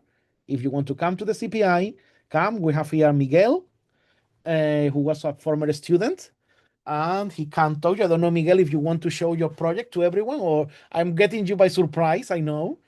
But if you want to show your project, you are my guest. Yes, you caught me by surprise, Pablo, but I'm flattered that you want me to present it. I have to pull it up. I have to look for it in my files. Okay. But the final project, you mean, Yeah, for the the course? final project. I think the presentation you did with the final project would be great to show, and then you can see, because Miguel did a very wonderful project in San Diego. Thank you. I appreciate the comment. Yeah, give me 1 second. I'll have to look for it. And then as well, I mean, this is what you will see when you are learning, because the classes are online. And this is a small summary of other students' work, not Miguel's work. But as you can see, we do plenty of different types of architecture, and you can come with us and learn. I mean, obviously, this is directly for you who are listening now, and for you who are watching us on the video if you have come to this point. And now, while Miguel finds his project, I'm going to read the chat and see if there is any questions and answers. So we have, when it comes to the book, we tend to disconnect the author from her work. I wonder why we can't do that with architecture, regardless of political ideology.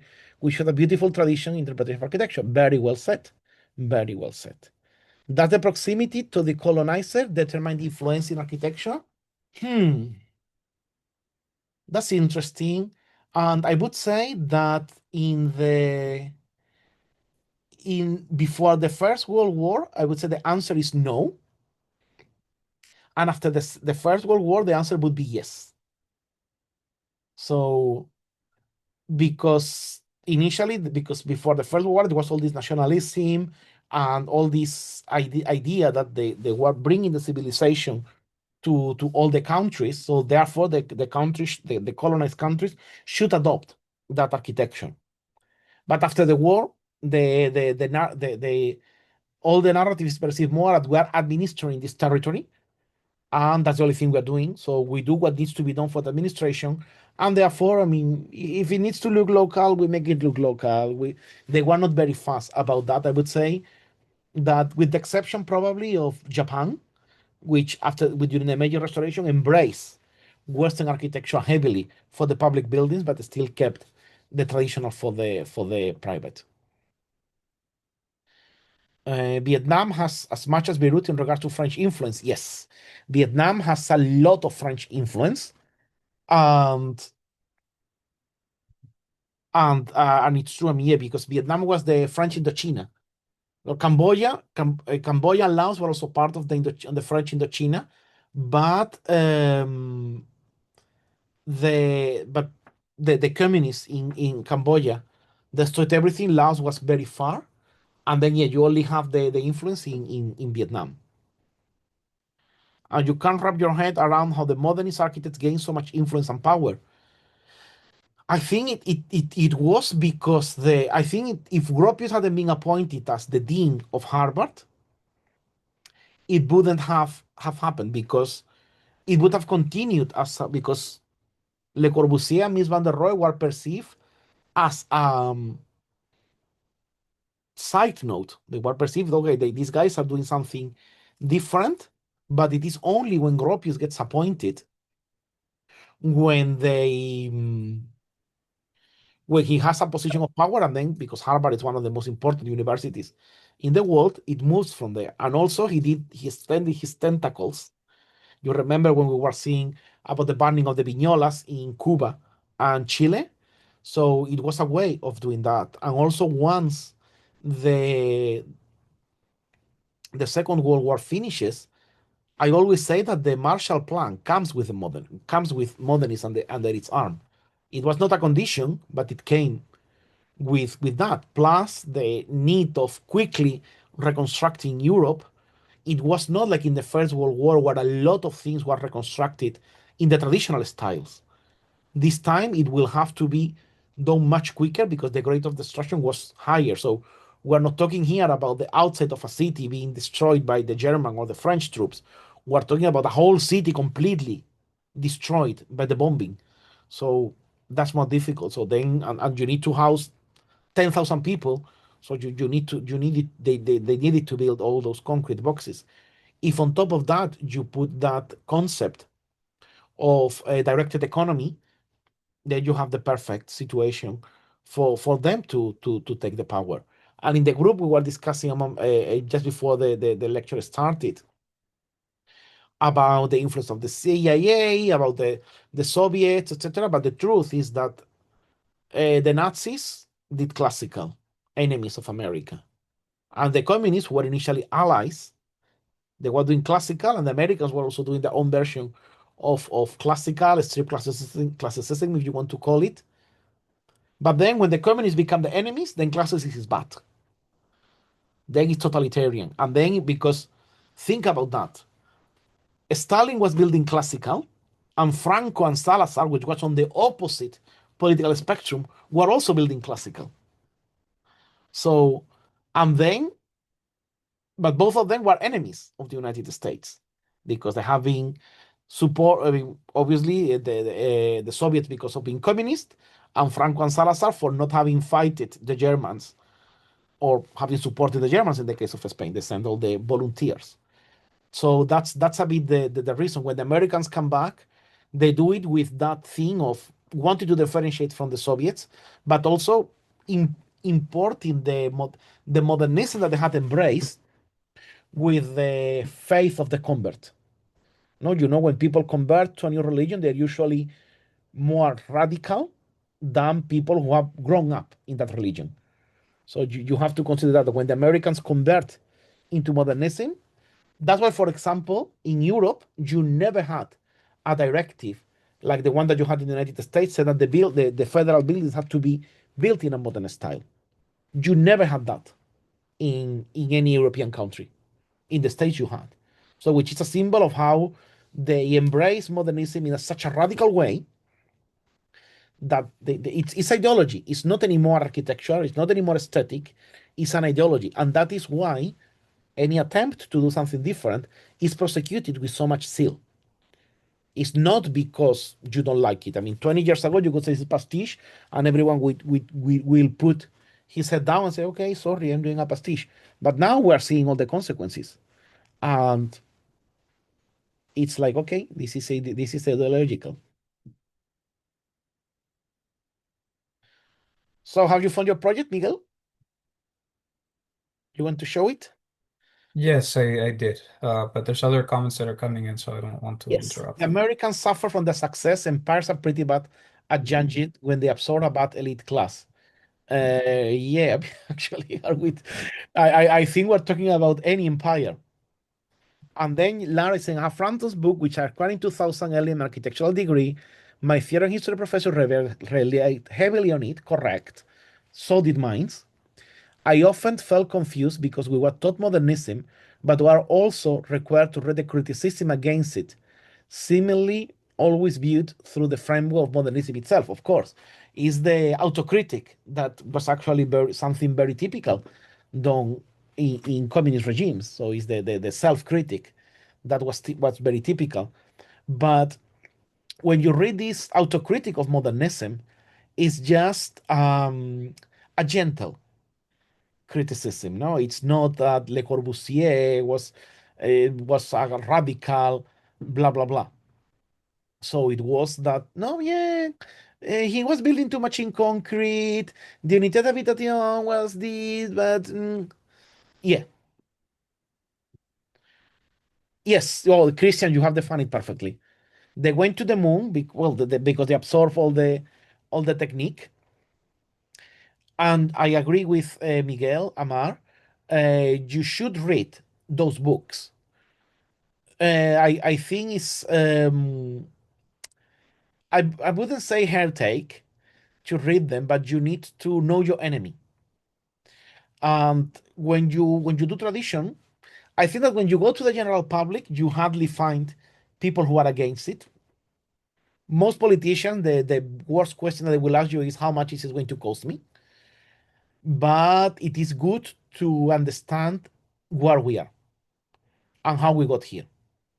So that's what it is interesting to read them, especially if you get yeah, especially Frampton. Frampton is very infuriating, but Benevolo is more objective. Even if he and Benevolo has I like Benevolo because Benevolo is like Edward Gibbon.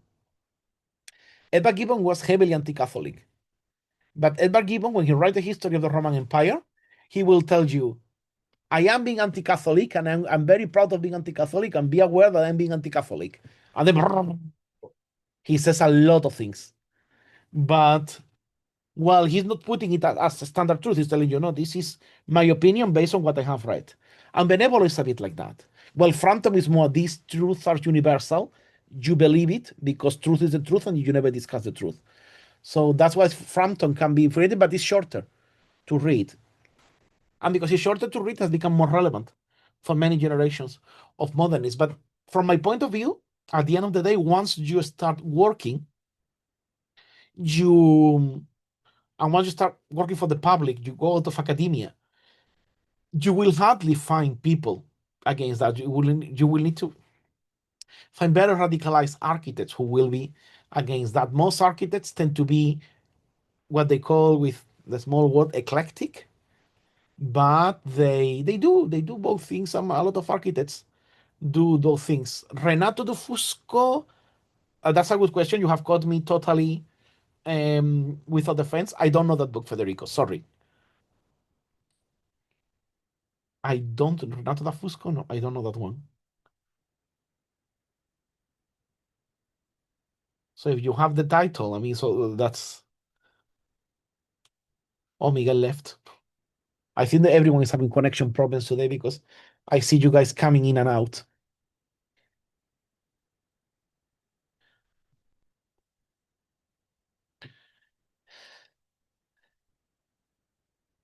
So, I mean, while Federico puts the title in the chat, um, okay, Miguel is back.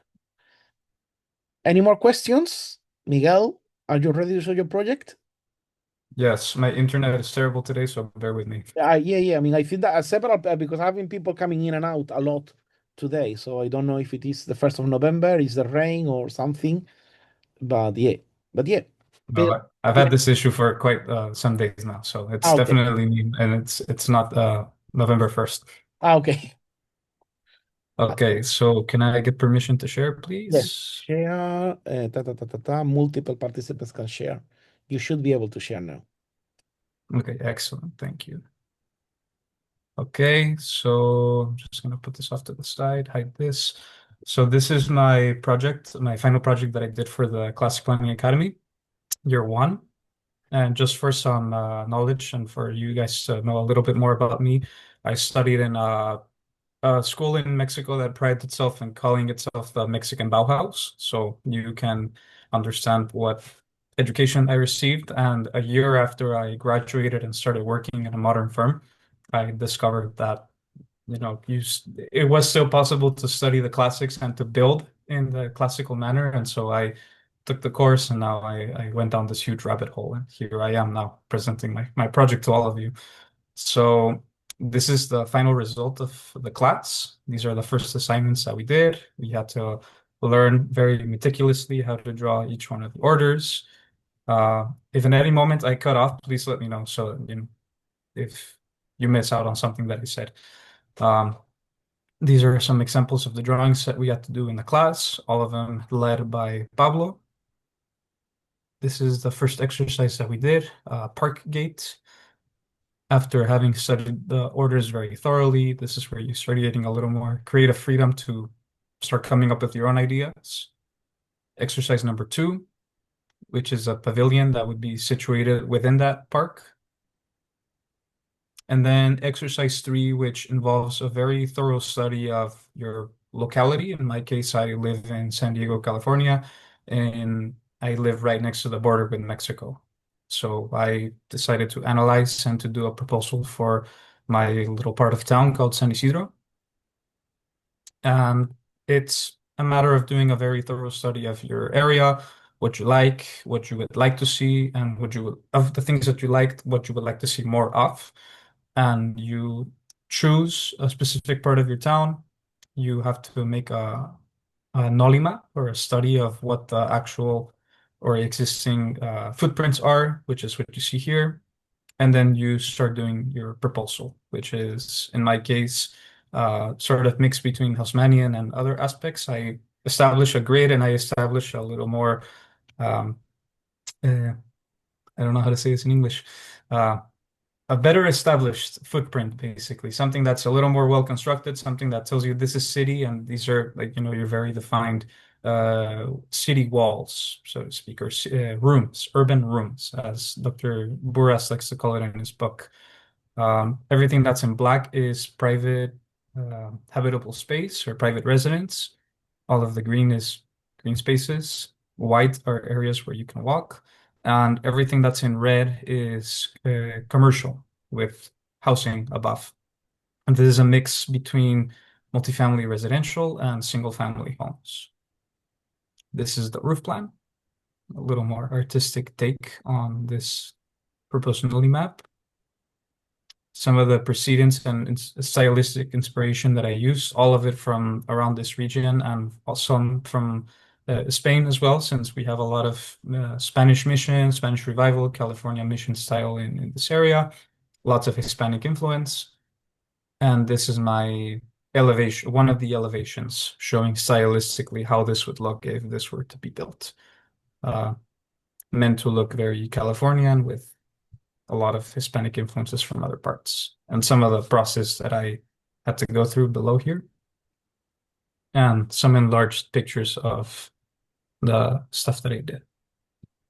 And that's all I have to show you guys. If you have any comments, questions, but this is what we do in the Classic Planning Academy, and this is what you would learn to do in year 1, tailored to your own locality and to your own tradition. Thank you, Miguel, for sharing this. I mean, you did an amazing work, and I'm sure you're very Thank proud you. of it. No, and I mean, all thanks to you. No thanks to you and all your guidance. Pablo, he gives these talks here, and just as he gives them with so much passion here and very well informed, he will also always be helping you and will always be open to questions. So he's a fantastic tutor. So all of this is thanks to you, Pablo. Thank you. Well, thank you, Miguel. Talking about tutoring, I know that some of you wanted to review. I don't know if you're still here. I don't know exactly who was. Nicole, were you the one who wanted to do the review? Yes. Okay. The screen is yours. Thank you. You can share it when you want. Okay.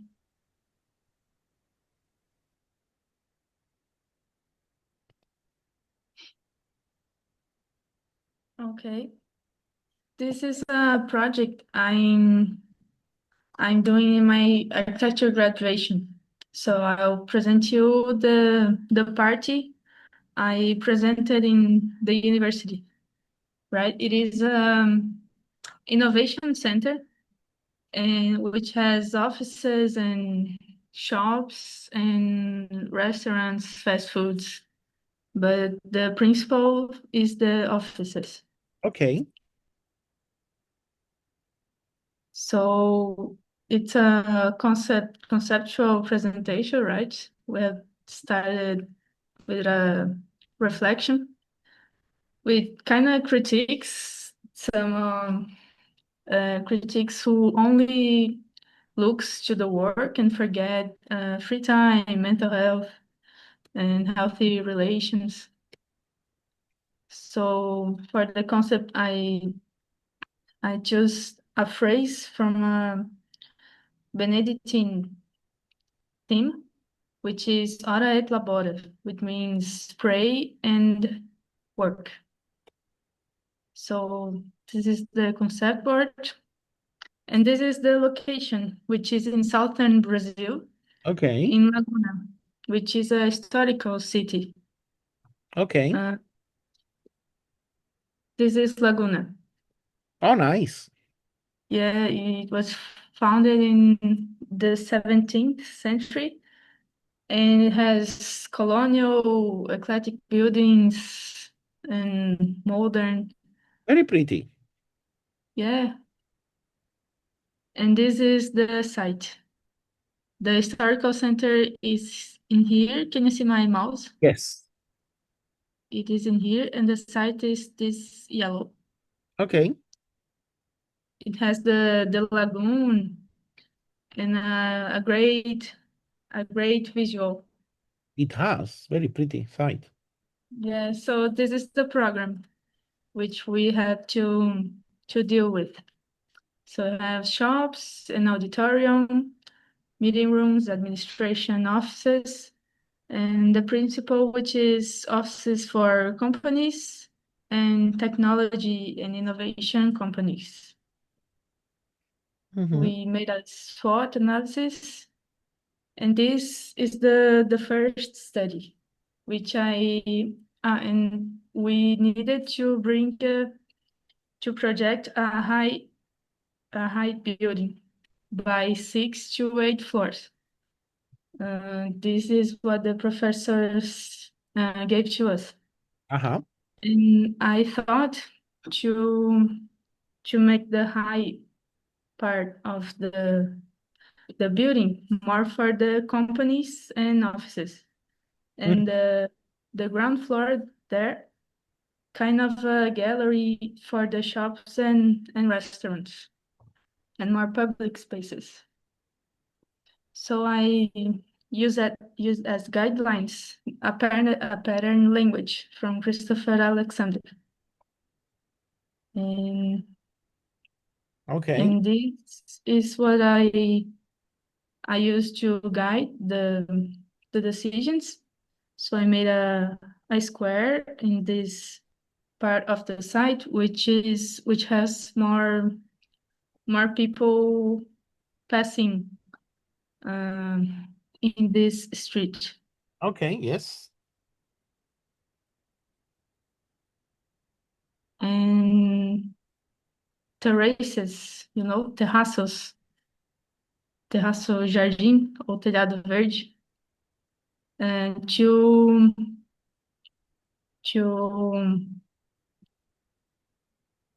to aproveitar all the sites, all the visuals here. This is some studies of the sun and the winds, Mm-hmm. the sectorization,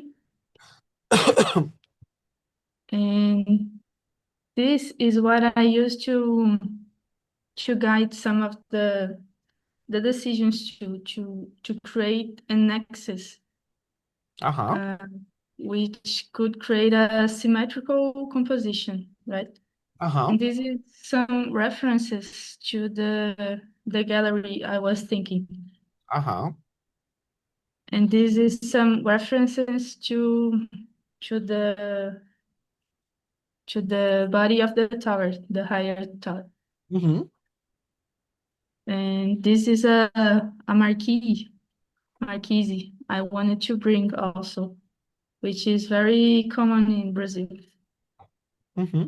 And now this was the party, and now we are in the preliminary study, Uh-huh. which have a more uh, which has here the sectorization.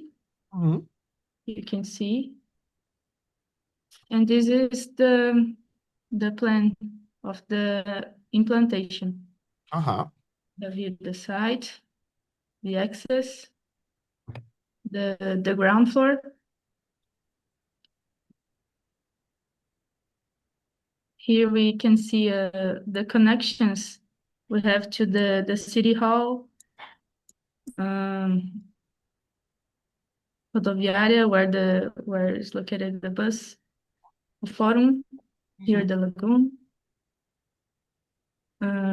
These are more technical plans. But they're very important at the same time. Yes. Which will have the modulation, which will be in a metallic structure. Okay. That's interesting. So it's going to be all metal. Yes, Okay. with masonry walls also. This is the garage, Okay. which is in subsolo. And this is the ground floor, which you have here the shops, the kiosks and fast foods. We have bathrooms, the auditorium, and here the elevators, which will take to the second floor and the other stories. Uh-huh. This is the second floor. And this is the diagrams of what I was thinking. Okay.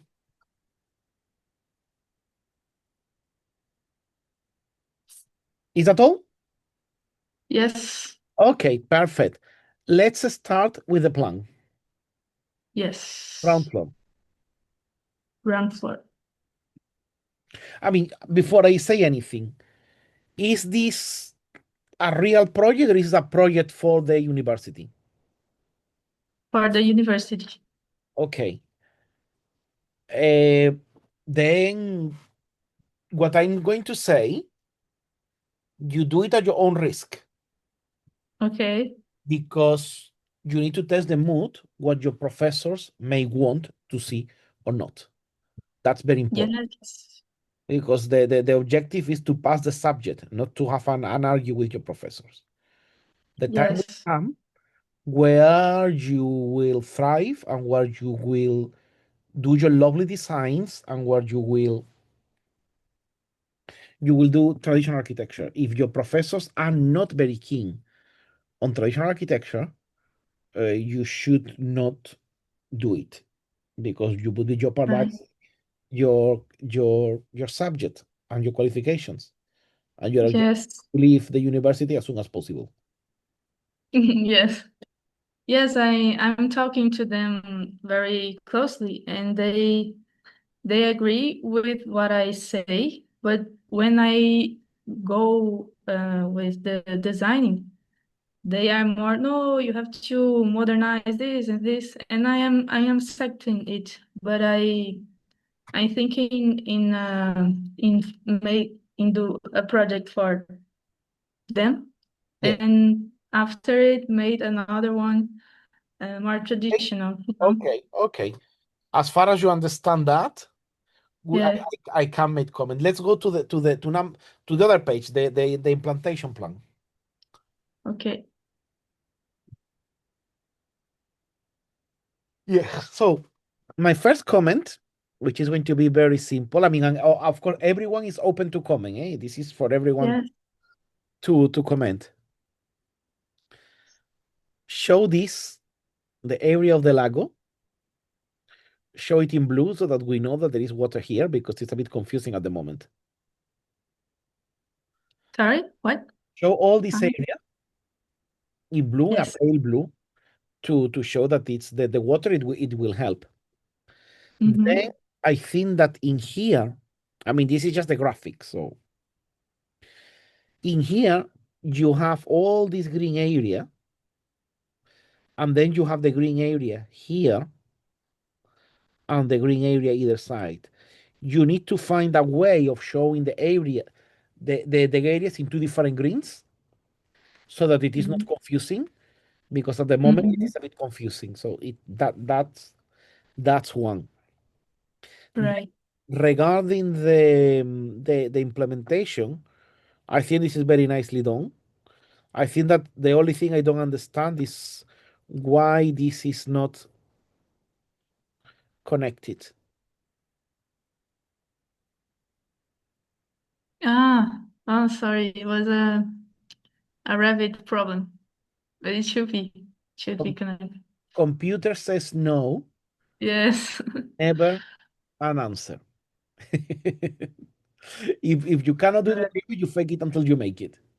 But yeah, Mhm. okay, so that makes sense.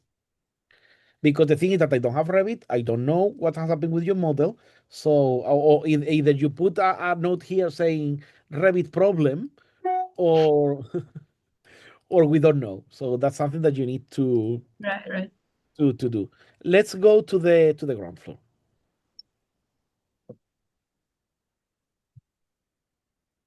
Okay.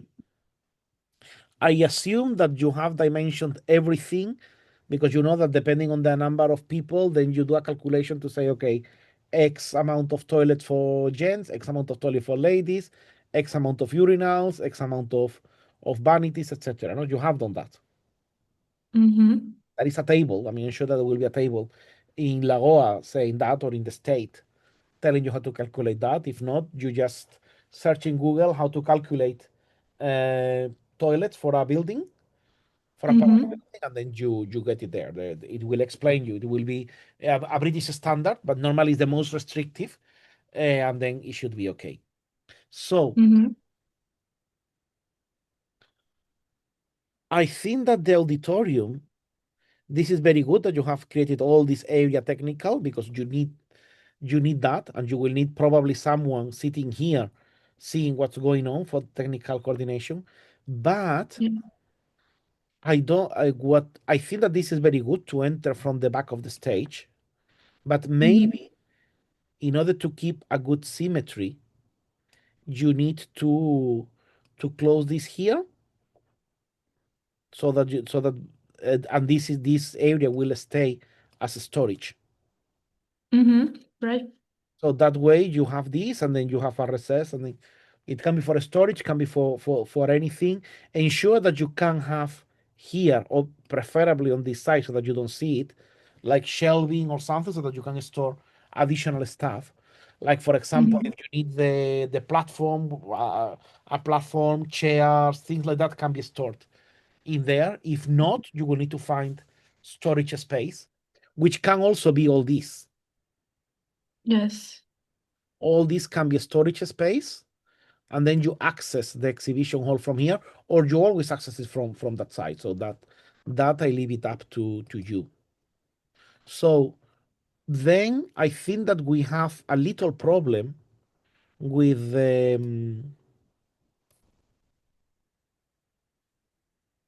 because you have one entrance here, and you see you should have this entrance aligned, even if that Mm-hmm. means that that row moves to the front, because yeah, Mm-hmm. just to keep the axis.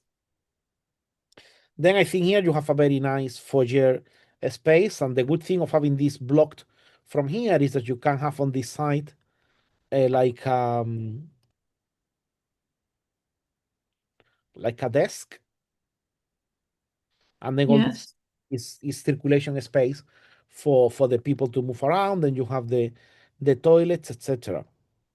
I don't know how you're going to do this, but you should try to avoid have direct view to the toilet from the vestibule, because you don't want a person in wheelchair to coming in and out.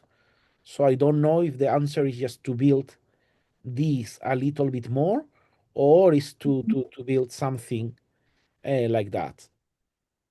Mm-hmm. So that's a bit the idea. Then Mm-hmm. you are very welcome, Christian. See you soon. I mean, thank you for coming, and good luck with all the things that you're doing in Notre Dame. So instead of having two entrances, I would try to have three entrances.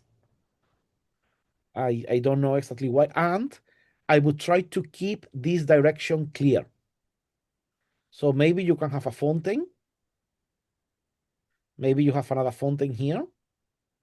Mm-hmm. If you want. But I would remove these seatings. I would put them here, or here and here. Uh-huh. Just because of circulation. And then maybe on that sense, in order to, because you have a very odd space in here, what I am thinking is that in order to create a bit of a more discrete space for the accessible toilet, if you could have the accessible toilet here, so that people will enter from this direction, not from the front, and then you give this space to something else, or you keep this as a storage, either or. Good. And then another question: why do you have toilets here and here? Aren't there too many toilets? No, these ones and these ones. These ones, yeah. I'm asking why. I mean, is it because normally you need to do a calculation of the number of toilets that you need? I mean, maybe that's what you got. Yes. I made the calculation counting with the second floor also. Okay, So I mean, probably you need them because you're putting a lot of people in here. And obviously this portion, maybe the problem, I don't know, maybe this toilet, the toilet in this area, maybe, I don't know, is too big. Okay, Christian wants to make a suggestion. Christian, please. The scene is yours, please. If do you want to talk, or do you want to say from there? Just wait a second. Well, before going out, it's just I, you're talking more about the plan, and so it's just from the pictures that she presented. It's just the idea of taking it, taking a lot of pictures around the town, lining them up, and just trying to absorb the most that you can of each of the character of that area. Because I think there's a lot to digest in there, and that can give you a direction for the aesthetics of the building, and the general design of the facade. Because now we're talking more of the abstract part of how organizing the plan and those things. But I think that building could be a lot more expressive with the character of the area, and try to inject the context, the presence that you are presenting. Try to pepper some of the building in the area, of the buildings in the area, because a lot of the presence I saw were not on that area, and you have a lot in there to guide you already. So that will be my general suggestion, and just trying to dissect them, do a small analysis of how the style of the area is constructed, what are the main elements, what are the things that are most important to notice around, and then try to bring that into the building. Because I think that also gives you a good way to discuss with the professors that, well, I'm taking a modern approach to this because you want me to take it, but at the same time I'm trying to actually contextualize the building in an area that's really nice and traditional in many ways. So then the having the discussion with them, it's done from another perspective, because it becomes more difficult to simply say disregard all of that when you actually have the evidence that this is how it's done in that area. So that will be my little uh, take before going out. right. I think it's a very, very good comment. So I think that because at the end of the day, I mean, the city where you are building, the project doesn't have many tall buildings. And I don't know. I mean, obviously, I mean, the ones from what I know that in Sao Paulo, you have some sort of the Martinelli Tower and things like that. That's what comes to my mind closer in Brazil. But I think that you need to look at the local precedent, because the good thing of this colonial architecture is that you can, it's very classical. It's canonically classical, even if the details are not there. And that means that you can extrapolate ideas. So you can say, okay, for example, comes to my mind, we have seen the Unilever building in London that I have shown in this presentation. You can get that building to get the height and to get the composition of the Milban building, and you can get that height and that composition, and then the details, the architectural elements are properly from Laguna. Laguna is a city, no? Yes. Are properly from Laguna. That would be the really interesting thing, because then it will be rooted with the place. You are not bringing something from abroad, because at the end the classical tradition, I always say the same, is one language for all people, for all nations. But when you Brazilians speak Portuguese, your Portuguese varies from one state to the other and is different to the peninsular Portuguese. Same way that when I speak with my Spanish fellows in America, we have different words and it's different. So, but if we all speak the same language, it's not ideal. The same accent, the same tone, the same words. So it's good that you have the framework of the classical language. It's good to take ideas from abroad, but the language should be local. So, and in practical terms, how do you do that? The way you do that is that you get a one page with references for the volume, reference for the overall look, and then you get another page for the details. So you have one page for the look and feel, one page for the details, and the details are local. Right. So that's what I would say to complement what Christian has said. But said all that, I think that I don't have. Okay, this area here. Also, we have this comment here. See you, Lara. See you. Thank you very much for attending, all of you. So See you, Lara.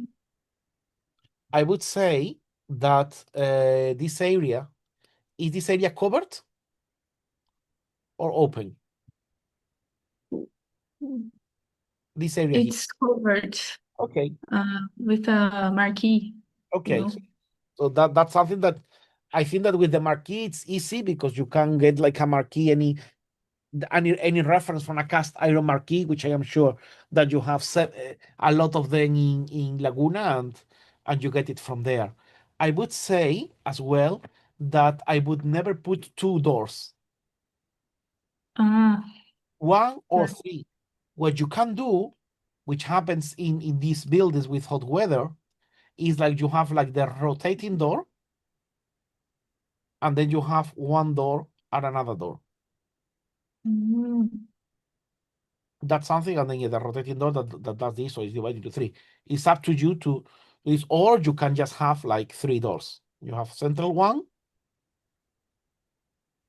and one, something like that. But two doors, you want to enter through the central one.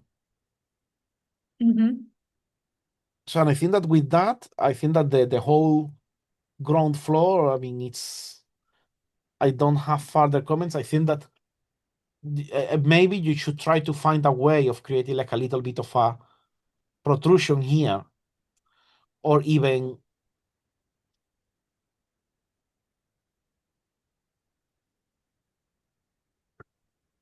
say that you get this flat.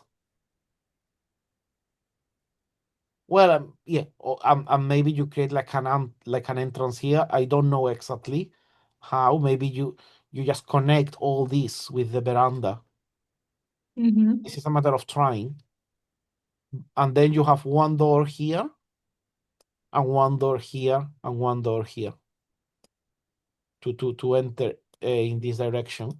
So that way you can enter 1, 2, 3. I don't know. You try it. I mean, what I'm trying is just to get a more squarish space here. And then Right. also as a symmetry, if you want, because you have the lifts here, maybe you want to create a space like this, and part of it you give it to the shop, and the other one you create a small vestibule of the to the exhibition hall, where again you can have like a small desk, for someone to Mm. sit, and then like a small storage room or an office, and maybe the exhibition room shares the storage space with the exhibition hall. Right. So that would be my comments to the ground floor. Let's see the first floor. Okay, so in this one, is this a single office? What?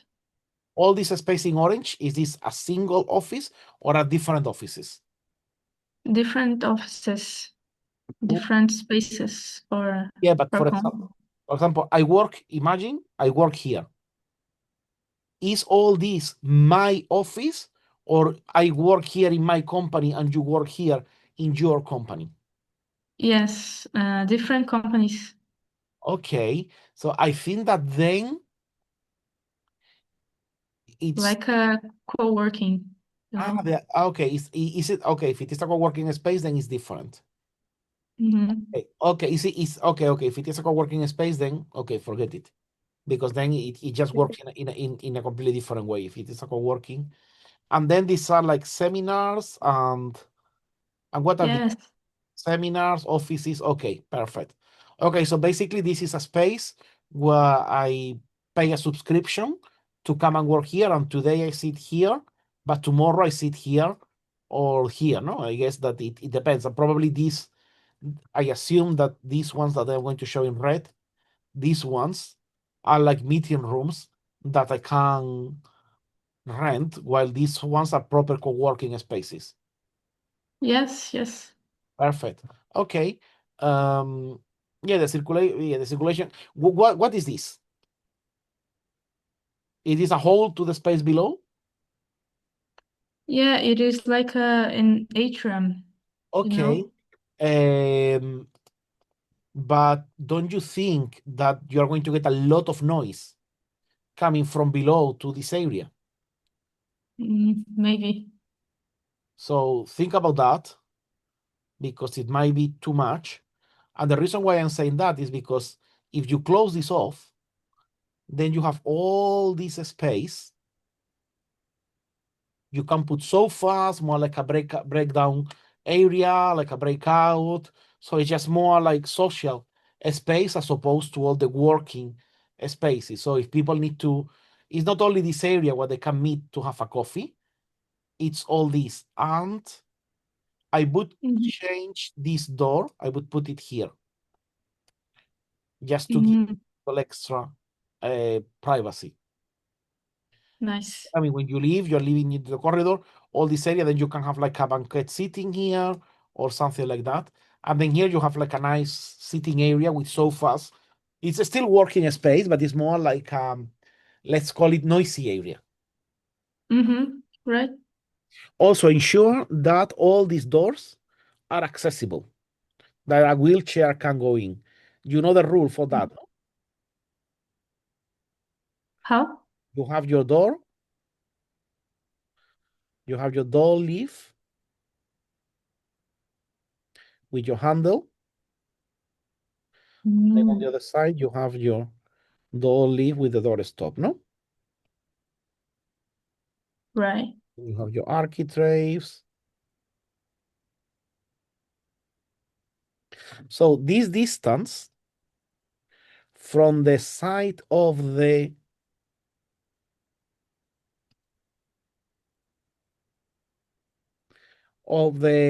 handle to the doorstop needs to be at least 78 centimeters. Right. So that a standard wheelchair can pass through it. If you can make it bigger, better. I would say 80. If you can make it 80, this will give you a leaf of around 90 centimeters. So it's going to be wide and nice. So it's not going to look skinny, but ensure that you can do that in all those doors.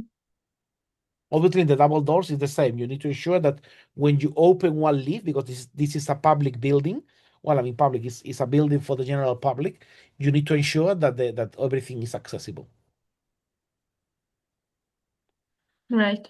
And I also guess that if I want to enter into these classes, either A, I get the stairs, or B, I get the lift and go this way, no? In the university they oriented to be closed. So these works these are stairs also. Yes. So this works as more public with Huh? access only from the ground floor Okay. on for these stairs. Then we And have a this problem. is more private. Correct. That's perfect. Then you need to find the space for a lift in here, for an elevator. I don't know where. Probably you will need to chop some space from here or from here and put one lift. Mm-hmm. You need Right. you need one lift because if a guy in wheelchair is coming and want to come to this class, they cannot cross this office. They need to be able to access through a lift. Right. We'll need to find the space for a lift here and in the floor below. Okay, Right. next floor. For next, I didn't make yet, but Okay, it okay, will basically reply this square. okay. Okay, perfect. Yes, it's stuck. Okay, perfect. So and then I think that yeah, what I would say is because you have the skeleton of the building is there. So what I Mm-hmm. suggest is that you keep looking at, you need to look at two levels. You need to look at the spatial references and the details. So I would say that you have the spatial reference, they're more or less there. I would say that you are 90% there in terms of the overall look and volume and what you want to do, but you need to put a layer of local details.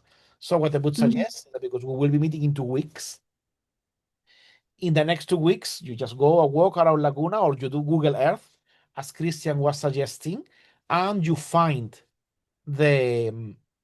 you find what you like. This is like shopping. You walk Right. and you pick what you like. It doesn't have to be, there is no right or wrong. You pick what you like, you pick what you think is more representative of Laguna in terms of traditional architecture, and then let's talk what we do with them. Right. Yeah, because I mean, and then with there, we take it from there because, for example, one thing that I see now is that there is a lot of windows. There's a hell a lot of windows. We need them, but we will need to rationalize them somehow. Mm-hmm. But we will cross that river when we get there. Right. But yeah, perfect. Well, thank you for sharing this. I mean, I don't know if anyone else, do you want to have any comment? Please feel free to comment. This is open to everyone.